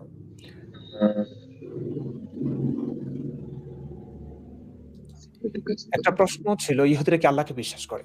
হ্যাঁ, করে, যারা আসলে ইহুদি ধর্মকে যারা মানে কিছু লোক, ওদের মধ্যে অনেক উদার হয়েছে ভাই, এরাও কি ভালো নাকি? এরাও কি ভালো? আমরা তো হয়তো ইসলাম এখন আমরা আক্রমণের শিকার হয়েছি ইসলামের দ্বারা, এই কারণে, আর পড়াশোনা করেছি ইসলাম, এই কারণে ইসলাম ধর্মের বর্বরতাগুলো তুলে ধরি। এখন ইহুদি ধর্ম সম্পর্কে তো ওইভাবে আমাদের পড়াশোনা নাই, ওদের ধর্ম হিব্রু ভাষা আমার জানা নাই, আরবি ভাষা জানা আছে, সেই কারণে হয়তো সমালোচনা করতে পারি না। আর ইহুদিরা এসে আমাকে মারে নাই তো, কাটতে চায়নি তো, মারা কথা বলার কারণে ওরা মানুষের মাথায় কোপ দেয় না, হ্যাঁ, গলায় কোপ দেয় না, এই কারণে অন্তত এইগুলো নিয়ে আমরা আলোচনা করি না। কিন্তু ওরাও কি শতভাগ, ওরাও তো অন্ধবিশ্বাসী, আল্লাহকে বিশ্বাস করে থাকলে ওরাও তো বিশ্বাসী, সেই অন্ধবিশ্বাসী। তো কিন্তু ওরা অনেকটা মানুষ হতে পেরেছে, ওরা এখন যে পৃথিবীকে এগিয়ে নিয়ে যাচ্ছে, এরা প্রযুক্তিকে এগিয়ে নিয়ে যাচ্ছে, ওরা ওদের ধর্ম নিয়ে খুব একটা মাথা ব্যথা নাই ওদের, এই কারণে হয়তো কথাবার্তা খুব একটা বলি না। কিন্তু যদি কোনো ওরা বিশ্বাস করে, যদি সে আল্লাহকে বিশ্বাস করে, ওদের আল্লাহ আবার মানুষ মারতে বলে, সেটাও বিশ্বাস করে, তো আমি তো সেটা নিয়েও কথা বলবো, কিন্তু এমনটা না। অন্তত আমি দেখে নেবে, আমার আশেপাশে কোনো ইহুদিকে দেখি নাই তো, এই কারণে আমি কথা বলার প্রয়োজন অনুভব করি না, কিন্তু বিশ্বাস করে যতটুকু আমার জানা আর কি। তোমার যদি বুকে পাটা থাকে, রাহুল ভাইয়ের সাথে বসো, সে বহু নাস্তিকের সাথে ডিবেট করেছে ভাই। এই সিটি বিক্রেতা, এই পন মুভি, এর সঙ্গে বসার কথা বলেছেন না? তা আপনার বুকে পাটা যদি থাকে তাইলে আপনি রাষ্ট্রীয় ভাবে বসান, ওর সঙ্গে বসবেন, আছে ডক্টর মানে তারেক রহমান থাকবে এমন একটা ব্যবস্থা করেন। মানে কি পরিমাণ মানে ননসেন্স হলে এই একটা সিটি বিক্রেতার সঙ্গে, যে জাস্ট ধর্ম ব্যবসার জন্য আসছে, বাংলাদেশের কোন আলেম একে 4 আনা 2 আনা মূল্য দেন, 4 আনা মূল্য দেন না, বের করে দিয়েছিল বাংলাদেশ থেকে, তাকে বাংলাদেশে ভিসা পর্যন্ত দেয়নি। এদের সঙ্গে বসবো না, এদের সঙ্গে বসবো। ওইদিকে আজহারি, ডাক্তার জাকির নায়ক, আহমদুল্লাহ সাহেবের সঙ্গে বসার আহ্বান জানিয়ে রেখেছি। তো ভাই বসান না। আপনারা এই যে বড় বড় কথা বলে, এরা কেন বলে জানো? এনাম দর্শক, মানে ব্যাপারটা হচ্ছে, বড় বড় আলেমরা কখনোই বসবেন না। মনে করুন যদি কখনো হেরে যায় কিংবা ওরা বসবেন না, কারণ আমার সঙ্গে বসলেই তো ইসলামের না বলা অধ্যায়গুলো অন্তত চলে আসবে আলোচনায়। মানুষ ধর্মের ক্ষেত্রে তো কোনো না কোনো ভাবে তারা বিশ্বাস করতে চায়, মানুষের প্রকৃতি এটা। হ্যাঁ, ছোটবেলা থেকে শুনে আসা একটা বিশ্বাসকে, দীর্ঘদিনের লালিত বোধকে মানুষ আসলে এক ফুতে উড়িয়ে দিতে চায় না, পারে না। এটা অনেক কিছু জড়িয়ে থাকে মনস্তাত্ত্বিক ভাবে। তো যা হোক, যত গোচামিল দিয়ে হলো ধর্মটাকে তারা টিকিয়ে রাখার চেষ্টা করবে। কিন্তু আমাদের সঙ্গে বসলে কি হবে, যে কথাগুলো আলেমরা উদ্দেশ্য প্রণোদিত ভাবে লুকিয়ে রেখেছিল, চেপে রেখেছিল, সেই কথাগুলো কিন্তু চলে আসবে। তারা গোচামিল একটা দিবেই, সেটার তো একদম ধুয়ে একদম দাঁত ভাঙা জবাব দেবই। সেগুলো মানুক আর না মানুক, মানুষ তো জেনে যাবে ইসলামের কালো অধ্যায়গুলো সম্পর্কে। এই কারণে তারা বড় বড় আলেমরা আসবে না। ছোট ছোট আলেমরে, যাদের কোনো জ্ঞান নাই, যাদের কোনো দাম নাই, হ্যাঁ, এদেরকে পাঠিয়ে দিবে, তোমরা করো, তোমরা চ্যালেঞ্জ করো। তখন মানুষকে তারা বলতে পারবে যে, ও ও ব্রাদার রাহুল, ওই অমুকে তো বলছে ডিবেটের ছোটদের সঙ্গে আসে না, আবার বড়দের সঙ্গে এই কথা বলবে। আবার যদি এদের সঙ্গে আসি কথা বলি, যখন এরা চূড়ান্ত ভাবে হারবে, শোচনীয় ভাবে পরাজয় বরণ করবে, হ্যাঁ, তখন এরা বলবে যে এরাই কি প্রকৃত মুসলিম? এরা তো ইসলাম সম্পর্কে কিছু জানে না, এদের তো চারানা দামও নাই। এদের এদের এদের কাছে হেরে যাওয়া, এদেরকে হারিয়ে দেওয়া তো ইসলামকে হারিয়ে দেওয়া না। তখন আবার এই কথা বলবে। তো এই পোল্ট্রি তো মারবে এরা। পোল্ট্রিবাজদের সঙ্গে তো আসলে কোনো ইয়া নাই। পোল্ট্রিবাজদের সঙ্গে তো আসলে কোনো ডিবেট করলে সময় নষ্ট ছাড়া কিছু না। এই কারণেই বলছি ভাই, শ্রদ্ধার সঙ্গে বলছি, বিনয়ের সঙ্গে বলছি, শায়েখ আহমদুল্লাহ আসারি, ওনারা সর্বোচ্চ বিদিত আলেম, ইসলাম সম্পর্কে ব্রাদার রাহুল থেকে অনেক বেশি জানেন। তাদের সঙ্গে বসিয়ে দিন, কিস্তা একেবারেই খতম হয়ে যাবে। আমি হারলে তো হারলামই, পুরো বাংলাদেশ দেখলো আমি হেরে গেছি, আমি আমার কথা বিশ্বাস করবার দরকার নাই। আর যদি বাকিটা নাই বললাম, কিন্তু এই সাহসটা তো ওরা করছে না। ওরা ভালো করে আসবে না, কখনোই আসবে না। মাদ্রাসার ছাত্র আমি ভাই, হ্যাঁ, কি পরিমাণ জালিয়াতি আমরা শিখেছি, আমাদেরকে শেখানো হয়েছে, এটা আমি জানি। এই কারণে আসছি না। আসলে একদম বাংলাদেশ টপদের সঙ্গে আসবো। কেন? ওনারা আসতে বাধ্য। ওনাদের ইসলাম ক্ষতিগ্রস্ত হচ্ছে, আমাদের কথা শুনে যদি মানুষ বিভ্রান্তি হয়, ওনাদের উচিত না মানুষকে বিভ্রান্তি থেকে বাঁচানো, জাহান্নাম থেকে বাঁচানো? আমাকে বাঁচানো দরকার, মানুষকে বাঁচানো দরকার। তো ওনাদের এখন দরদ নাই ইসলাম নিয়ে। হ্যাঁ, এই যে মানুষ যে ইসলাম ত্যাগ করছে প্রতিনিয়ত, এই যে অনেকে কমেন্ট করছে যে ইসলাম ত্যাগ পর্ব কবে আসবে। অবশ্যই আসবে ভাই, 2 দিন পরেই অবশ্যই ইসলাম ত্যাগ পর্ব সিরিজ আসা শুরু করবে। হ্যাঁ ভাই, প্রচুর ভিডিও আসছে। আপনারা আরো ভিডিও দিন ইসলাম ত্যাগের। যারাই ত্যাগ করেছেন, বহু মানুষ ত্যাগ করেছেন, বলতে পারছেন না ভাই। আপনারা জানান, 5-10 মিনিটের ভিডিও করে পাঠান, নিরাপত্তার সঙ্গে এগুলো প্রচার করা হবে। মানুষকে জানান দিতে হবে কত কত মানুষ আপনারা ইসলাম ত্যাগ করেছেন, ইসলাম বুঝে শুনে ছেড়ে দিয়েছেন। এটা আসলে মানুষকে জানানো উচিত। তো আমরা সেই কাজটা, একটা পর্ব হাতে নিয়েছি, সিরিজ। তো অলরেডি অনেকগুলো ভিডিও শুট করা হয়েছে, এগুলো জাস্ট আস্তে আস্তে আপলোড করা হবে। আপনারাও দিতে থাকুন, কথা বলে ইমেলতে আছি, সেখানে দিন। নিজেরাও পারেন এডিট করে মুখটুক ঢেকে দিতে, না হয় এটা তো আমরা করবই। আমাকে বিশ্বাস করতে পারেন, আমি আমার শত্রুদেরকে বিপদে ফেলতে রাজি নই। আমি এরকম মানুষ। তো এই বিশ্বাসটুকু রেখে, আমার আস্থা ভরসা রেখে আপনারা ভিডিওগুলো দিতে পারেন, এবং সবাই দিন, সকল মুক্ত মনা, যে কোনো দেশে থাকেন না কেন, আপনারা দিন। আচ্ছা, এটা হচ্ছে আমাদের ইমেল। আমাদের এই ইমেলে আপনার ভিডিও পাঠাতে পারেন। কথা বলো 721@gmail.com। ইমেলটা দেখিয়ে দিলাম। আচ্ছা, অনেক কথা হয়েছে ভাই, সবশেষে একটা কথাই বলি। এই দেখো, মানুষের চিন্তা বুদ্ধি, কিংবা ইমরান, আমি কি তোমার মতো নাস্তিক হলে মারা যাব না? ভাই, আপনি কি মুমিন হলে মারা যাবেন না? মারা তো পৃথিবীর সকল মানুষই যাবে, প্রাণী মাত্রই মারা যাবে, পৃথিবীর সবকিছুই লয় হয়, ক্ষয় হয়, হ্যাঁ, ধ্বংস হবে একদিন। তো এটা তো মানে মানে সাইকোলজিটা হচ্ছে, মানে মারা যেতেই হবে যখন, মানে মানুষ মারা যাবার পরে এই জীবনটাই শেষ, আর হুর থাকবে না, আবার জীবিত হবে না। হ্যাঁ, আমি কি বলবো ভাই, মুখটা খারাপ করতে ইচ্ছে করছে না। মানে সেক্স টেক্স করতে পারবে না, এটা মানতেই পারছে না ওরা। তো এই কারণে ধর্মটাকে বিশ্বাস করে যে মারা যখন যাবো, তাহলে বিশ্বাস করেই মারা যাই। হ্যাঁ, অন্তত বিশ্বাস করলে তো আখেরাতে গিয়ে যদি দেখি হুট্টুর আছে, ইসলাম সত্য। এই জন্য ভাই, যুক্তি বুদ্ধির ধার না ধরে আপনারা এমনটাই করছেন। এগুলো বুঝতে পারি, আসলে এগুলো নিয়ে ভিডিও বানানো হয়েছে। সমস্ত কথাগুলো শুনলে আমাদের এই এই ভ্রান্তিগুলো দূর হবে, এই মানসিক ব্যাপারগুলো দূর হবে। কিভাবে দিব ভাই? তাহলে এরা বাংলাদেশে বাঁচতে দিবে না। আরে ভাই, আপনি জানেন না এটা নিয়ে ভিডিও বানিয়েছে যে? আপনি আমার ইমেলে পাঠিয়ে দিবেন, গোপনে ভিডিও করবেন, মোবাইল একটা হাতে নিয়ে জাস্ট ইয়ে করবেন, আপনি আপনার মনের কথাগুলো বলবেন। অনেকে ইমেল করে পাঠান, আমি লেখাগুলো পড়ি না। একটা ভিডিও দেন, আমরা সেটা নিয়ে একটা ভিডিও বানাবো। লেখা তো প্রচুর মানুষ দেন। একটা ভিডিও দেন, সেটা আপনার মুখটা ঝাপসা করে দিব, কণ্ঠ চেঞ্জ করে দিব। কোন মানুষ বুঝবে না আপনি কে, আপনি কোন জায়গায় আছেন। আপনি তো আপনার প্রোফাইল থেকে এটা আপলোড দিচ্ছেন না যে আপনার লোকেশন ট্র্যাক করে আপনাকে ধরবে, মারবে। মারামারি কাটাকাটি যেন করতে না পারে ভাই, সেই ব্যবস্থাই তো আমরা করেছি। কিভাবে দিব ভাই? তাহলে এরা বাংলাদেশ বাঁচতে দিবে না। এটা তো জানি ভাই, এটা তো জানি। এটা বুঝি বলেই তো এই ব্যবস্থা করলাম। আপনারা আপনাদের প্রোফাইল থেকে না, আমাদেরকে দিন ভিডিওটা, ইমেল করে পাঠান, কথা বলো। ইমেল এনাম দিয়েছে একটু আগেই, আবারও দেখাচ্ছি। ভিডিও আছে, সেখানে দিলে আমরা ওই ভিডিওটাকে একদম ব্লার করে আপনার নিরাপত্তা বজায় রেখে তারপরে ভিডিওটা আপলোড করব। এই যে এটা কথা বলো 71@gmail.com। এই ইমেলে, আমার অন্যান্য ইমেলে আছে, ওগুলো তো দিবেন না ভাই। এটাতে আমি চেক করি তো, শুধুমাত্র ইসলাম ত্যাগের ভিডিওগুলো এটাতে দিবেন, নইলে কনফিউজড হয়ে যায়, কিংবা মানে বাছাই করতে অনেক সমস্যা আমার হয়। বাবা একজন হুজুর, আমি কিন্তু ধর্ম মানি না। হ্যাঁ, বহু মানুষ আছে ভাই, বহু মানুষ আছে, বহু মানুষ আছে এরকম। আপনার বাবা হুজুর, বাবা দেখেন কি, বাবাও হয়তো বলবে না। বাবা ওই আপনার বাবা গিয়ে দেখেন যে শেষদের মধ্যে গিয়ে ওই আল্লাহরে গালি দেয়, নবীরে গালি দেয়। নাও হতে পারে, মনটা স্বাভাবিক, হ্যাঁ, কিন্তু হতেও পারে।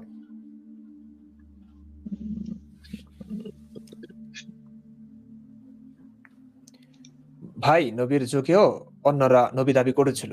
মুসাইলামা কাযযাব বলে একজন আছে ইসলাম ইতিহাসে, তাকে তো নবী মেরে ফেলেছে। এখন আজকে মুসাইলামা কাযযাব যদি নবীর মতো একটু বর্বর হতো, যে তার প্রতিদ্বন্দ্বী সব নবীকে মেরে ফেলতো, তাহলে আজকে আমাদের নবী মুসাইলামা সাল্লাল্লাহু আলাইহি সাল্লাম হতেন। বুঝছেন? তো নবী তরবারি ছিল, নবীর ধার দিয়েছে, বর্বরতার চূড়ান্ত ছিল। এই কারণে নবী টিকে আছে। ওই পৃথিবী ইতিহাস যেটা বলে, আসলে জোরজার মুল্লুক তার। বনে আমরা দেখি না, যেটা শক্তিশালী সেটা সবলরা দুর্বলদের খেয়ে বাঁচে। মনুষ্য ইতিহাসে এমনটাই হয়েছে ভাই। আল্লাহ, ভগবান, এগুলোর কোনো অস্তিত্বই নাই আসলে।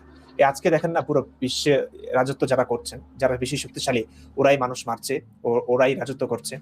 খামেনিকে তো আল্লাহ বাঁচাতে পারেননি তো। তো পারবে না আসলে। যাদের ওই আফগানিস্তান, পাকিস্তান লড়ছে, আল্লাহর এখানে কি ভূমিকা ভাই? আল্লাহ কোন দিকে যাবে? আল্লাহ একজন থাকলে তো নিজেই কনফিউজড হয়ে যাবে যে দুপক্ষই তার নাম করে মানুষ মারছে, আল্লাহ কোন পক্ষে যাবে? তো এগুলো কথা না। যার অস্ত্র আছে, হ্যাঁ, যার শক্তি আছে, সেই মানুষ মারছে। যে দুর্বল, সে সবলদের হাতে মারা পড়ছে। এটাই সত্যি, এটাই হচ্ছে।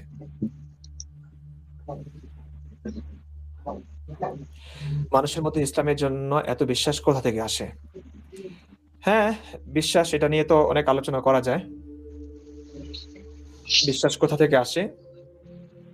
ওই ভারতের হিন্দুদের তো আসে না, আমেরিকার খ্রিস্টানদের তো আসে না। মুসলিম মানে একটা দেশে ছোটবেলা থেকে জন্ম নেওয়ার পর থেকে তার কানে আজান দেওয়া হচ্ছে, ইকামত দেওয়া হচ্ছে। ছোটবেলা থেকেই কিছু একটা করলেই অমুকের গাছের ফল পেরে খেলো, হে আল্লাহ গুনাহ দিবে, আল্লাহ গুনাহ দিবে, এই কথাটা বলে। তাকে যদি ছোটবেলা থেকে শেখানো হতো যে ভগবান গুনাহ দিবে, ভগবান পাপ দিবে, সে ভগবানকে বিশ্বাস করতো, হিন্দু ধর্মে বিশ্বাসী হতো। ঠিক আছে? খ্রিস্ট ধর্মের হলে ঈশ্বরে বিশ্বাস করতো, এমনটাই। কিংবা নাস্তিকের ঘরে যেমন আসিফ মহিউদ্দিন ভাইয়ের ছেলেটা, সে কি অন্যায় অপরাধে জড়িত? সে অন্যায় করলে তার বাবা মা ওইভাবে শিক্ষা দিবে, না বাবা এটা ভালো না, এটা করা উচিত না। সে মানবতার শিক্ষা দিবে। তুমি একটা মানুষের ফল এনেছো, তার অনুমতি না নিয়ে তোমার একটা জিনিস যদি কেউ নিয়ে যায়, সে তখন কষ্ট পাবে না? তুমি তখন কষ্ট পেতে না? তো তুমি অন্য একটা মানুষকে কেন কষ্ট দিবে? ছোটবেলা থেকে যদি এই মানবতাটা শেখাতো, আজকে আমরা প্রত্যেকটা মানুষের জন্য কষ্ট পেতাম। প্রত্যেকটা, যে কোনো মানুষ মারা গেলে কষ্ট পেতাম। কিন্তু ছোটবেলা থেকে আমাদেরকে ধর্ম শেখানো হয়েছে, ওই কাল্পনিক এক আল্লাহকে শেখানো হয়েছে। এত ভাবে শেখানো হচ্ছে, স্বাভাবিকভাবে এটা মস্তিষ্কে একদম গেঁথে যায়। এই বিশ্বাসটা মানুষ ছাড়তে পারে না। এটা কঠিন হয়ে যাবে। এটা মনস্তাত্ত্বিক ব্যাপার, আপনার সাইকোলজিও বুঝতে হবে। ইসলাম যদি এতই মিথ্যা হয়, তাহলে দিন দিন ইসলামের সংখ্যা বাড়ছে কেন? এই যে আপনার জন্য, আপনার মতো মস্তিষ্কের মানুষ আছে পৃথিবীতে এই কারণে। হ্যাঁ, এই কথাটা যখন বলতে পারছেন, এটা নিয়ে আমার একটা ভিডিও আছে না, হ্যাঁ, হ্যাঁ, এই যে দেখাচ্ছি আমি। সংখ্যা কেন বৃদ্ধি পেয়েছে, এই যে মুসলিমদের জনসংখ্যা বাড়ছে কেন, এই যে এই ভিডিওটা। মুসলিমদের জনসংখ্যা বাড়ছে কেন, এই ভিডিওটা খুবই গুরুত্বপূর্ণ। কেন বাড়ছে এটা আমি বলেছি। মানে যদি বুঝতেই চান, কিন্তু কেন ব্যাপার আছে। হ্যাঁ,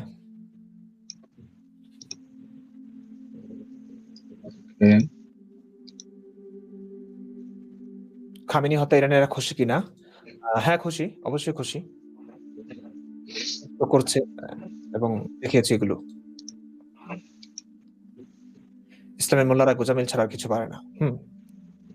গোজামিল এগুলো কমন সেন্স থাকলে বোঝা যায় এগুলো গোজামি। বন্ধ হবে না ভাই। অনেকেই ভাবছেন যে আমেরিকা মেরে ফেলেছে। এভাবে কাউকে আসলে বিশ্বাসটাকে মারা যায় না। হ্যাঁ, আবার খামেনির জায়গায় আরেক খামেনি তৈরি হবে। ঠিক আছে? মুসলিমরা আরো ফুঁসে উঠবে। বিশ্বাসটাকে মারতে হবে। এই বিশ্বাসটা মারবার জন্য আসলে এই কথা বলতে হবে। সমালোচনা বৈধ করে দিতে হবে। কিন্তু রাজনীতিবিদরা তো এটা করে দিচ্ছে না। আজকে বাংলাদেশে এটা কি করে দিবে? তারেক রহমান তো বলেছেন যে সংশয়বাদীরা, অবিশ্বাসীরা পর্যন্ত দেশে নিরাপত্তা পাবে বলেছেন। কিন্তু এটা নিয়ে কি কাজ করছেন? ধর্ম অবমাননার ব্যাপারটা তুলে দিয়েছেন? দেননি। সেই তো ধর্ম নিয়ে সত্য বললে ধর্মের অবমাননা হবে। সেই অবমাননার অজুহাতে তাকে মারা হবে। তখন তারেক রহমান কি করবেন? কিছু করবেন? কিছু করতে পারবেন না। মব জাস্টিস হচ্ছে, কিছু করতে পারছেন না। উনিও তো ধর্ম ব্যবসায়ী করেছেন। তো আমাদের আসলে রাজনীতিবিদদেরকে এগিয়ে আসতে হবে। আসতে পারবে না যতক্ষণ না মানুষ সচেতন হচ্ছে। দেখুন, একটা রাষ্ট্র বাংলাদেশের রাজনীতি করতে হলে ইসলামকে দূষণ করে রাজনীতি করতেই হবে। বাংলাদেশের ক্ষমতা যদি আমাকে বসিয়ে দেওয়া হয়, ক্ষমতা রক্ষার জন্য আমি যদি ক্ষমতা রক্ষাই করতে চাই, তাহলে আমাকে কি করতে হবে? কথায় কথায় আলহামদুলিল্লাহ, ইনশাল্লাহ এবং মাথায় টুপি নিয়ে একদম পাক্কা মুমিন বনে যেতে হবে। কারণ ৯০ ভাগ মুসলিম অধ্যুষিত দেশে রাজনীতি করতে হলে, ক্ষমতা টিকে থাকতে হলে মুসলিমদেরকে ভালোবেসে, মুসলিমদের তোষণ করেই আমাকে চলতে হবে। আমি নাস্তিক হলেও। আমি যদি ভিতরে ইসলামকে প্রচন্ড রকমের ঘৃণাও করি, তখন আমার মুখে বলতে হবে ইসলামকে ভালোবাসি। কারণ ওই যে মানুষের ভোট তো পেতে হবে আমাকে। ধরুন 10% মানুষ অন্যান্য ধর্মাবলম্বী কিংবা নাস্তিক, মুরতাদ। তো 10% এর ভোটে তো একজন সরকার টিকে থাকতে পারবে না, ক্ষমতা আসতে পারবে না। ওই ভোট তো সলিমুদ্দিন কলিমুদ্দিনের ভোটের মান একজন, আর একজন আইনস্টাইন, হ্যাঁ, তা এরকম জ্ঞানী মানুষের ভোটের মানও এক। তো গণতান্ত্রিক রাষ্ট্রের একজন সরকার দেখবে ভোটের সংখ্যা বেশি কার, জনসংখ্যা কোন ধর্মের, কোন মতের, কোন মতবাদের বেশি, তারা সেই ধর্ম, সেই মতবাদকেই তারা তোষণ করবে। এটা হবে।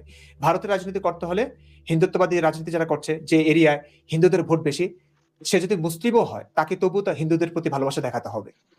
মমতা বন্দ্যোপাধ্যায় এমনটা করছে না? তার ভোট বেশি মুসলিমদের, এ কারণে সে কিন্তু অন্যান্য ধর্মের, হিন্দু ধর্ম, তারপরেও সে কিন্তু ইসলাম ধর্মকে তোষণ করে চলছে। কেন? তার মুসলিমদের ভোট পেতে হবে। সেই ধর্মের কালো অধ্যায়গুলো সম্পর্কে কিন্তু সে কি বলবে? কখনোই বলবে না। সে বরং টেনে টুনে কোনোভাবে ইনিয়ে বিনিয়ে ছিনিয়ে হলেও সে ধর্মের ভালো দিকগুলো বলে ইসলাম ধর্মটাকে মহান করে তুলবে, ওই যে মুসলিমদেরকে খুশি করবার জন্য। তো এই কারণে রাজনীতির ময়দানটাকে একদম নিরপেক্ষ করবার জন্য, এইটাকে ঠিক করবার জন্য আপনাদের জনগণকে ঠিক হতে হবে। যখন বাংলাদেশের জনসংখ্যা মনে করুন 50-50 হয়ে যাবে, নাস্তিক আর মুমিন, তখন দেখবেন যে কি হয়, খেলাটা তখনই হবে।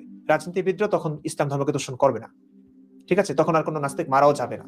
তখন তারা ভাববে যে না, ভোট তো সমান, কিংবা 60% যদি হয়ে যায় নাস্তিক, মুরতাদ কিংবা অন্যান্য ধর্মাবলম্বী, তখন দেখবেন যে ইসলামকে তো সমত কেউ করবে না। এখন নির্বাচনের আগে রাজনীতিবিদদের মাথায় টুপি ওঠে, হ্যাঁ, আসসালামু আলাইকুম, আসসালামু আলাইকুম, আসসালামু আলাইকুম দিতে থাকে।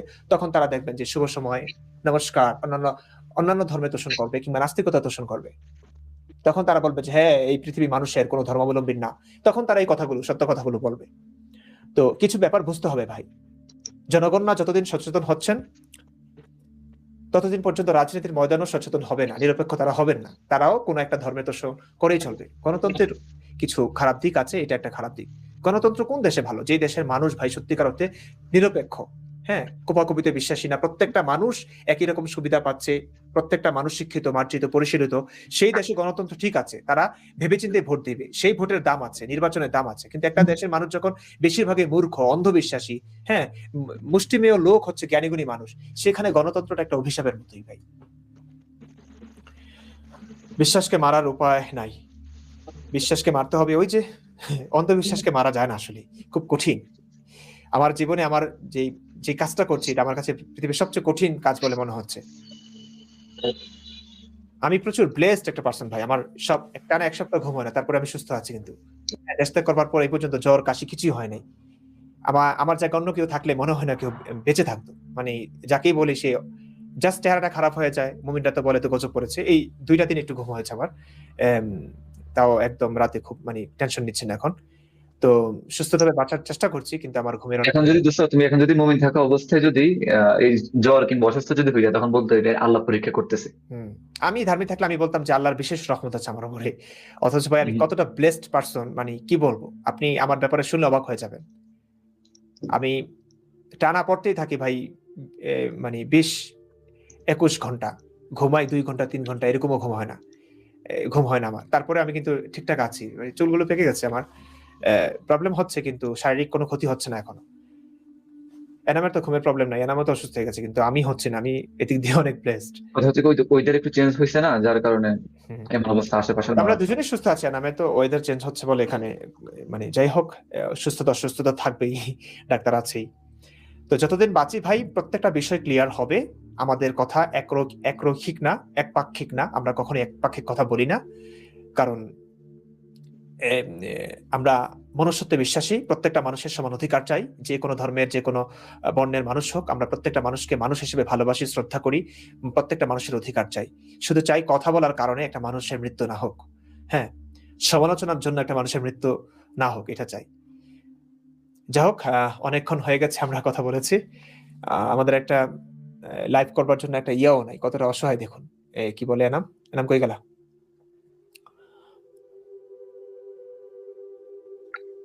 দোস্ত, হুম, ফরিদ ভাই মেসেজ দিছিল, ওনারও ইচ্ছে ছিল নাকি কিছু কথা বলা। হ্যাঁ হ্যাঁ, ফরিদ ভাইকে ইয়া করো। হ্যাঁ, লিংক দিয়েছি, উনি আসতেছে। আচ্ছা আচ্ছা, তাহলে আরেকটু দেরি করি, আমরা একটু আড্ডাই দিচ্ছি। আজকে রমজান মাস, আপনারা যারা মুক্তমনা আছেন তারা প্লিজ একটু লুকিয়ে হলেও খাওয়া দাওয়া করুন, আহ, কষ্ট আমার পাবেন না। আজকে খুব ভালো লাগছে দোস্ত, বিশ্বাস করো। হাই, আজকের দিনটা আমার মনে হয় একটা ঈদের দিন মনে হচ্ছে আমার কাছে। আহ খুব ভালো লাগছে। না, ভালো লাগার কিছু নাই, আমরা চাই বিশ্বাসটা মরে যাক, মানুষ না, মানুষ না, শুধু বেঁচে সেটাই, থাকুক। কিন্তু যে বিশ্বাসের কারণে এত মানুষ মারা যাচ্ছে, আজকে মানুষকে আফগানিস্তানে মানুষ মারছে। মরছে, এরা তো মানুষ। আমরা চাই সেটাই, মানুষগুলো মানুষ হোক, এটা খারাপ ধর্মান্ততা লাগে, ছেড়ে খুবই খারাপ মানুষ লাগে। হোক। এরা তো মানুষের কাজে আসবে, এদেরও তো কিছু যোগ্যতা আছে, বাবা মা, এদের পরিবার আছে, এরা তো কষ্ট না পাবে না, এরা মারা গেলে। তবে খারাপ লাগে হচ্ছে তাদের জন্য যারা নাকি এই ধর্মটাকে পুঁজি করে, অর্থাৎ ধর্মের সম্পর্কে জানার পরেও তারা ধর্মটাকে নিয়ে ব্যবসা করছে, মানুষদেরকে সেই অন্ধবিশ্বাসে ডুবিয়ে রাখছে। তাদের প্রতি আমার রাগ খুব। এই তারা যে কেন দেখো, এমনটা করছে? এই দেখো, আপনারা কোন দেশে থাকেন বলেন না কেন ভাই, কেন বলতে হবে মারার জন্য? মানে এই যে, হ্যাঁ, মানে আপনাদের কাছে আমরা খুব ভালো মানুষ হয়ে যাব যখন আপনাদেরকে মারার সুযোগ করে দিব। হ্যাঁ, মুমিনদেরকে সুযোগ করে দিব। মানে এমনও দেখেছি ভাই, এই যে কথা বললে মেরে ফেলছে, হ্যাঁ, দীপচন্দ্র দাসকে কিভাবে পুড়িয়ে হত্যা করা হয়েছে, কত কত ব্লগারকে কিভাবে হত্যা করা হয়েছে, এগুলো আপনারা জানেন। এবং ধর্ম নিয়ে যারা সত্য বলছে, এই কথাগুলো কিন্তু সত্যই, যারা ধর্ম নিয়ে একটু কটুবাক্য বলে, কটূক্তি করে বলে, তারা প্রচার করে, তারা কিন্তু সব সত্যই বলে, কোরআন হাদিস থেকে পেয়েই বলে। তারপরেও আচ্ছা মানলাম, এটা না হয় একটা জয়ীফ হাদিস, দুর্বল হাদিস, কিংবা এভাবে বলা উচিত না, তাই বলে কথা বলার জন্য মেরে ফেলবেন আপনারা? এমনটা যখন হচ্ছে, তারপরে যখন কিছু মানুষ কথা বলতে চায়, সবকিছু বিসর্জন দিয়ে তাকে একটা সেফ জায়গায় এসে কথা বলতে হয়, এমনটাই হওয়া উচিত। তাকে বেঁচে থাকতে হবে। তো এখন আমি দেখেছি এমন মন্তব্য করতে, ওই তোরা যদি সত্যবাদী হয়ে থাকিস তাহলে তোরা ভয় পাস কেন, দেশে আয়, সামনে এসে কথা বল। চিন্তা করেছেন অবস্থা? আল্লাহু আকবার। মানে চোর না শুনে ধর্মের কথা, আসলে এদেরকে কখনো কি বোঝানো যাবে বলে মনে হয়? এরা মানে প্রাণ বাঁচাতে, আমরা নিরাপত্তার জন্য আমরা আমাদের লোকেশন বলি না, আমরা অনেক কষ্টে থাকলেও আমাদের মুখে হাসি ফুটিয়ে বলে ঠিক আছে, হ্যাঁ, তখন এরা বলবে, মানে খুব ভালো অবস্থায় আছে এটা জানালে বলবে যে ও ইহুদি খ্রিস্টানদের টাকা খেয়ে তো একদম, এটা বলবে। আবার যখন বাস্তবতা বলে ফেলি, কারণ অনেক আলেমরা আসতে চান, কথা বলতে চান, তারা হয়তো ভাবতে পারেন মুফতি ইমরান বিন বশির তো অনেক ভালো অবস্থানে আছে, মনে হয় কোনো হেল্প পান, এরকম কিছু ভাবতে পারেন বলে আমরা ভাবি যে না, এটা তো আসলে, আমি আমার সত্য কথাটা আমার পোস্টে বলে দিই, আমার ভিডিওতে বলি না, ভিডিওতে হয়তো আমার পরিবার পরিজন দেখবেন, তারা কষ্ট পাবেন, ছেলেটা কেমনে আছে, হয়তো কান্নাকাটি করতে করতে শেষ হয়ে যাচ্ছেন। তো আমি এটা চাই না কখনো, এই জন্য ভিডিওতে বলতে চাই না, আমি আমার দুঃখের কথা কখনোই বলতে চাই না ভিডিওতে। তো ফেসবুক, আমার আম্মু মনে হয় না ফেসবুকে এগুলো দেখেন। তো খুব অসহায় হয়ে, নিরুপায় হয়ে আমরা কখনো কখনো বলে ফেলি। তো আমি বলি, আমার ফেসবুক পোস্টে দেখবেন আমি আমার দুর্গতির কথা, হ্যাঁ, বলে ফেলি যে কিভাবে জীবনযাপন করছি। তখন বলে যে ও দেখছো, ইসলাম ছাড়বার কারণে আল্লাহ গজব দিয়েছে, কত কঠিন অবস্থা যাচ্ছে, তোরা তো এমনিই মরবি, এই যে ঘুম হচ্ছে না ওদের অসভ্যতার কারণে, হ্যাঁ, কত কিছু বিসর্জন দিতে হয় শুধুমাত্র কথা বলবার জন্য। এবং আমার কথাগুলো সত্য, ইসলামের কথা রেফারেন্স দিয়ে বলি, তারপরেও তো এগুলো তো খারাপ লাগবেই, একটা মানুষের তো আসলেই খারাপ লাগবে। তো খারাপ লাগলে ঘুম আসে না, স্বাভাবিকভাবে চেহারা খারাপ হয়ে যাবে। তখন ওরা বলবে যে দেখছিস, নাস্তিকদের উপর আল্লাহর গজব পড়ে, তোরা তো এমনি মরবি। চিন্তা করেছেন অবস্থা? ওরাই প্রেসার দিবে, ওরাই মানুষকে মারবে, ওদের প্রেসারটা যদি, ওরা ব্যথা দিবে, সেই ব্যথা যদি আমরা একটু আহ উ করি, সেই আহ উ কেন করলাম সেটাও দোষ, মানে আল্লাহর নাকি গজব এটা। মানে এই মানুষগুলোকে কিভাবে ঠিক করবেন আপনি? অবস্থা খারাপ হলে যে দেখছিস মানুষের কাছে খোঁজাখুঁজি শুরু করেছে, অসহায়, আয় হায়।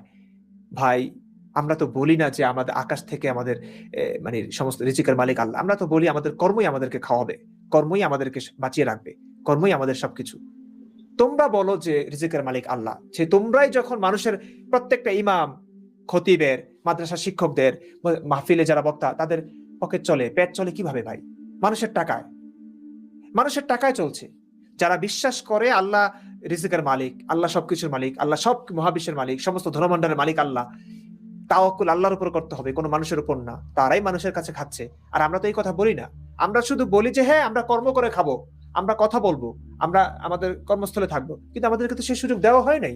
আমাদেরকে নিজ দেশ থেকে দেশান্তরিত করা হয়েছে, বিতাড়িত করা হয়েছে, বিচ্ছিন্ন করা হয়েছে, মারতে চেয়েছে, কাটতে চেয়েছে। আমরা প্রাণ বাঁচাতে আমরা স্বদেশ ছেড়ে, পরিবার পরিজন, আত্মীয় স্বজন, প্রাণের ও কাছের মানুষদের ভালোবাসা ছেড়ে সব বিসর্জন দিয়ে আসলাম। এখন এখানে এসে তো আমরা অসহায়, এমন একটা দেশে আছে কাজ করা যাচ্ছে না, কোনো কাজ করা যাচ্ছে না। এখন আমরা তো অসহায় হয়ে পড়বই। আমরা একটা মানুষের কাছে সাহায্য চাইলেও বক্তব্য না, যারা অন্তত আমাদের মতবাদে বিশ্বাসী, আমাদের কাজটাকে সাপোর্ট করেন, এটা মানবতার কাজ বলে মনে করেন, মানুষের মুক্তির জন্য কাজ করছি বলে মনে করেন, তারা আমাদের এই কাজে, এই মহতি কাজে হয়তো সাহায্য করতে চান। তারা সাহায্য করতে চাইলেও আমরা সেটা নিতে পারছি না। তারা সমালোচনা করে, ও এখন খোঁজাখুঁজি শুরু করেছে, আমরা নাকি ধর্ম ব্যবসা করি। কি একটা অবস্থা! যে ধর্মের জন্য আপনারা মানুষকে বন্দী করছেন, যে ধর্মের জন্য যে মানুষকে মারছেন, সেই ধর্মের বিরুদ্ধে কথা বলা, সেই ধর্মটা সত্য না মিথ্যা, আপনি আসলে মৃত্যুর পরে ৭২ হুরের সঙ্গে সেক্স করার জন্য আপনি আসলে সুযোগ পাবেন কিনা, এটা একটু যাচাই বাছাই করার সুযোগ সুবিধা তৈরি করে দেওয়া, আপনাদেরকে বোঝানো, এটা ধর্ম ব্যবসা। যে ধর্মের জন্য মানুষকে মেরে ফেলছেন, আপনারাও মরছেন, তো এই ধর্মের জন্য সত্য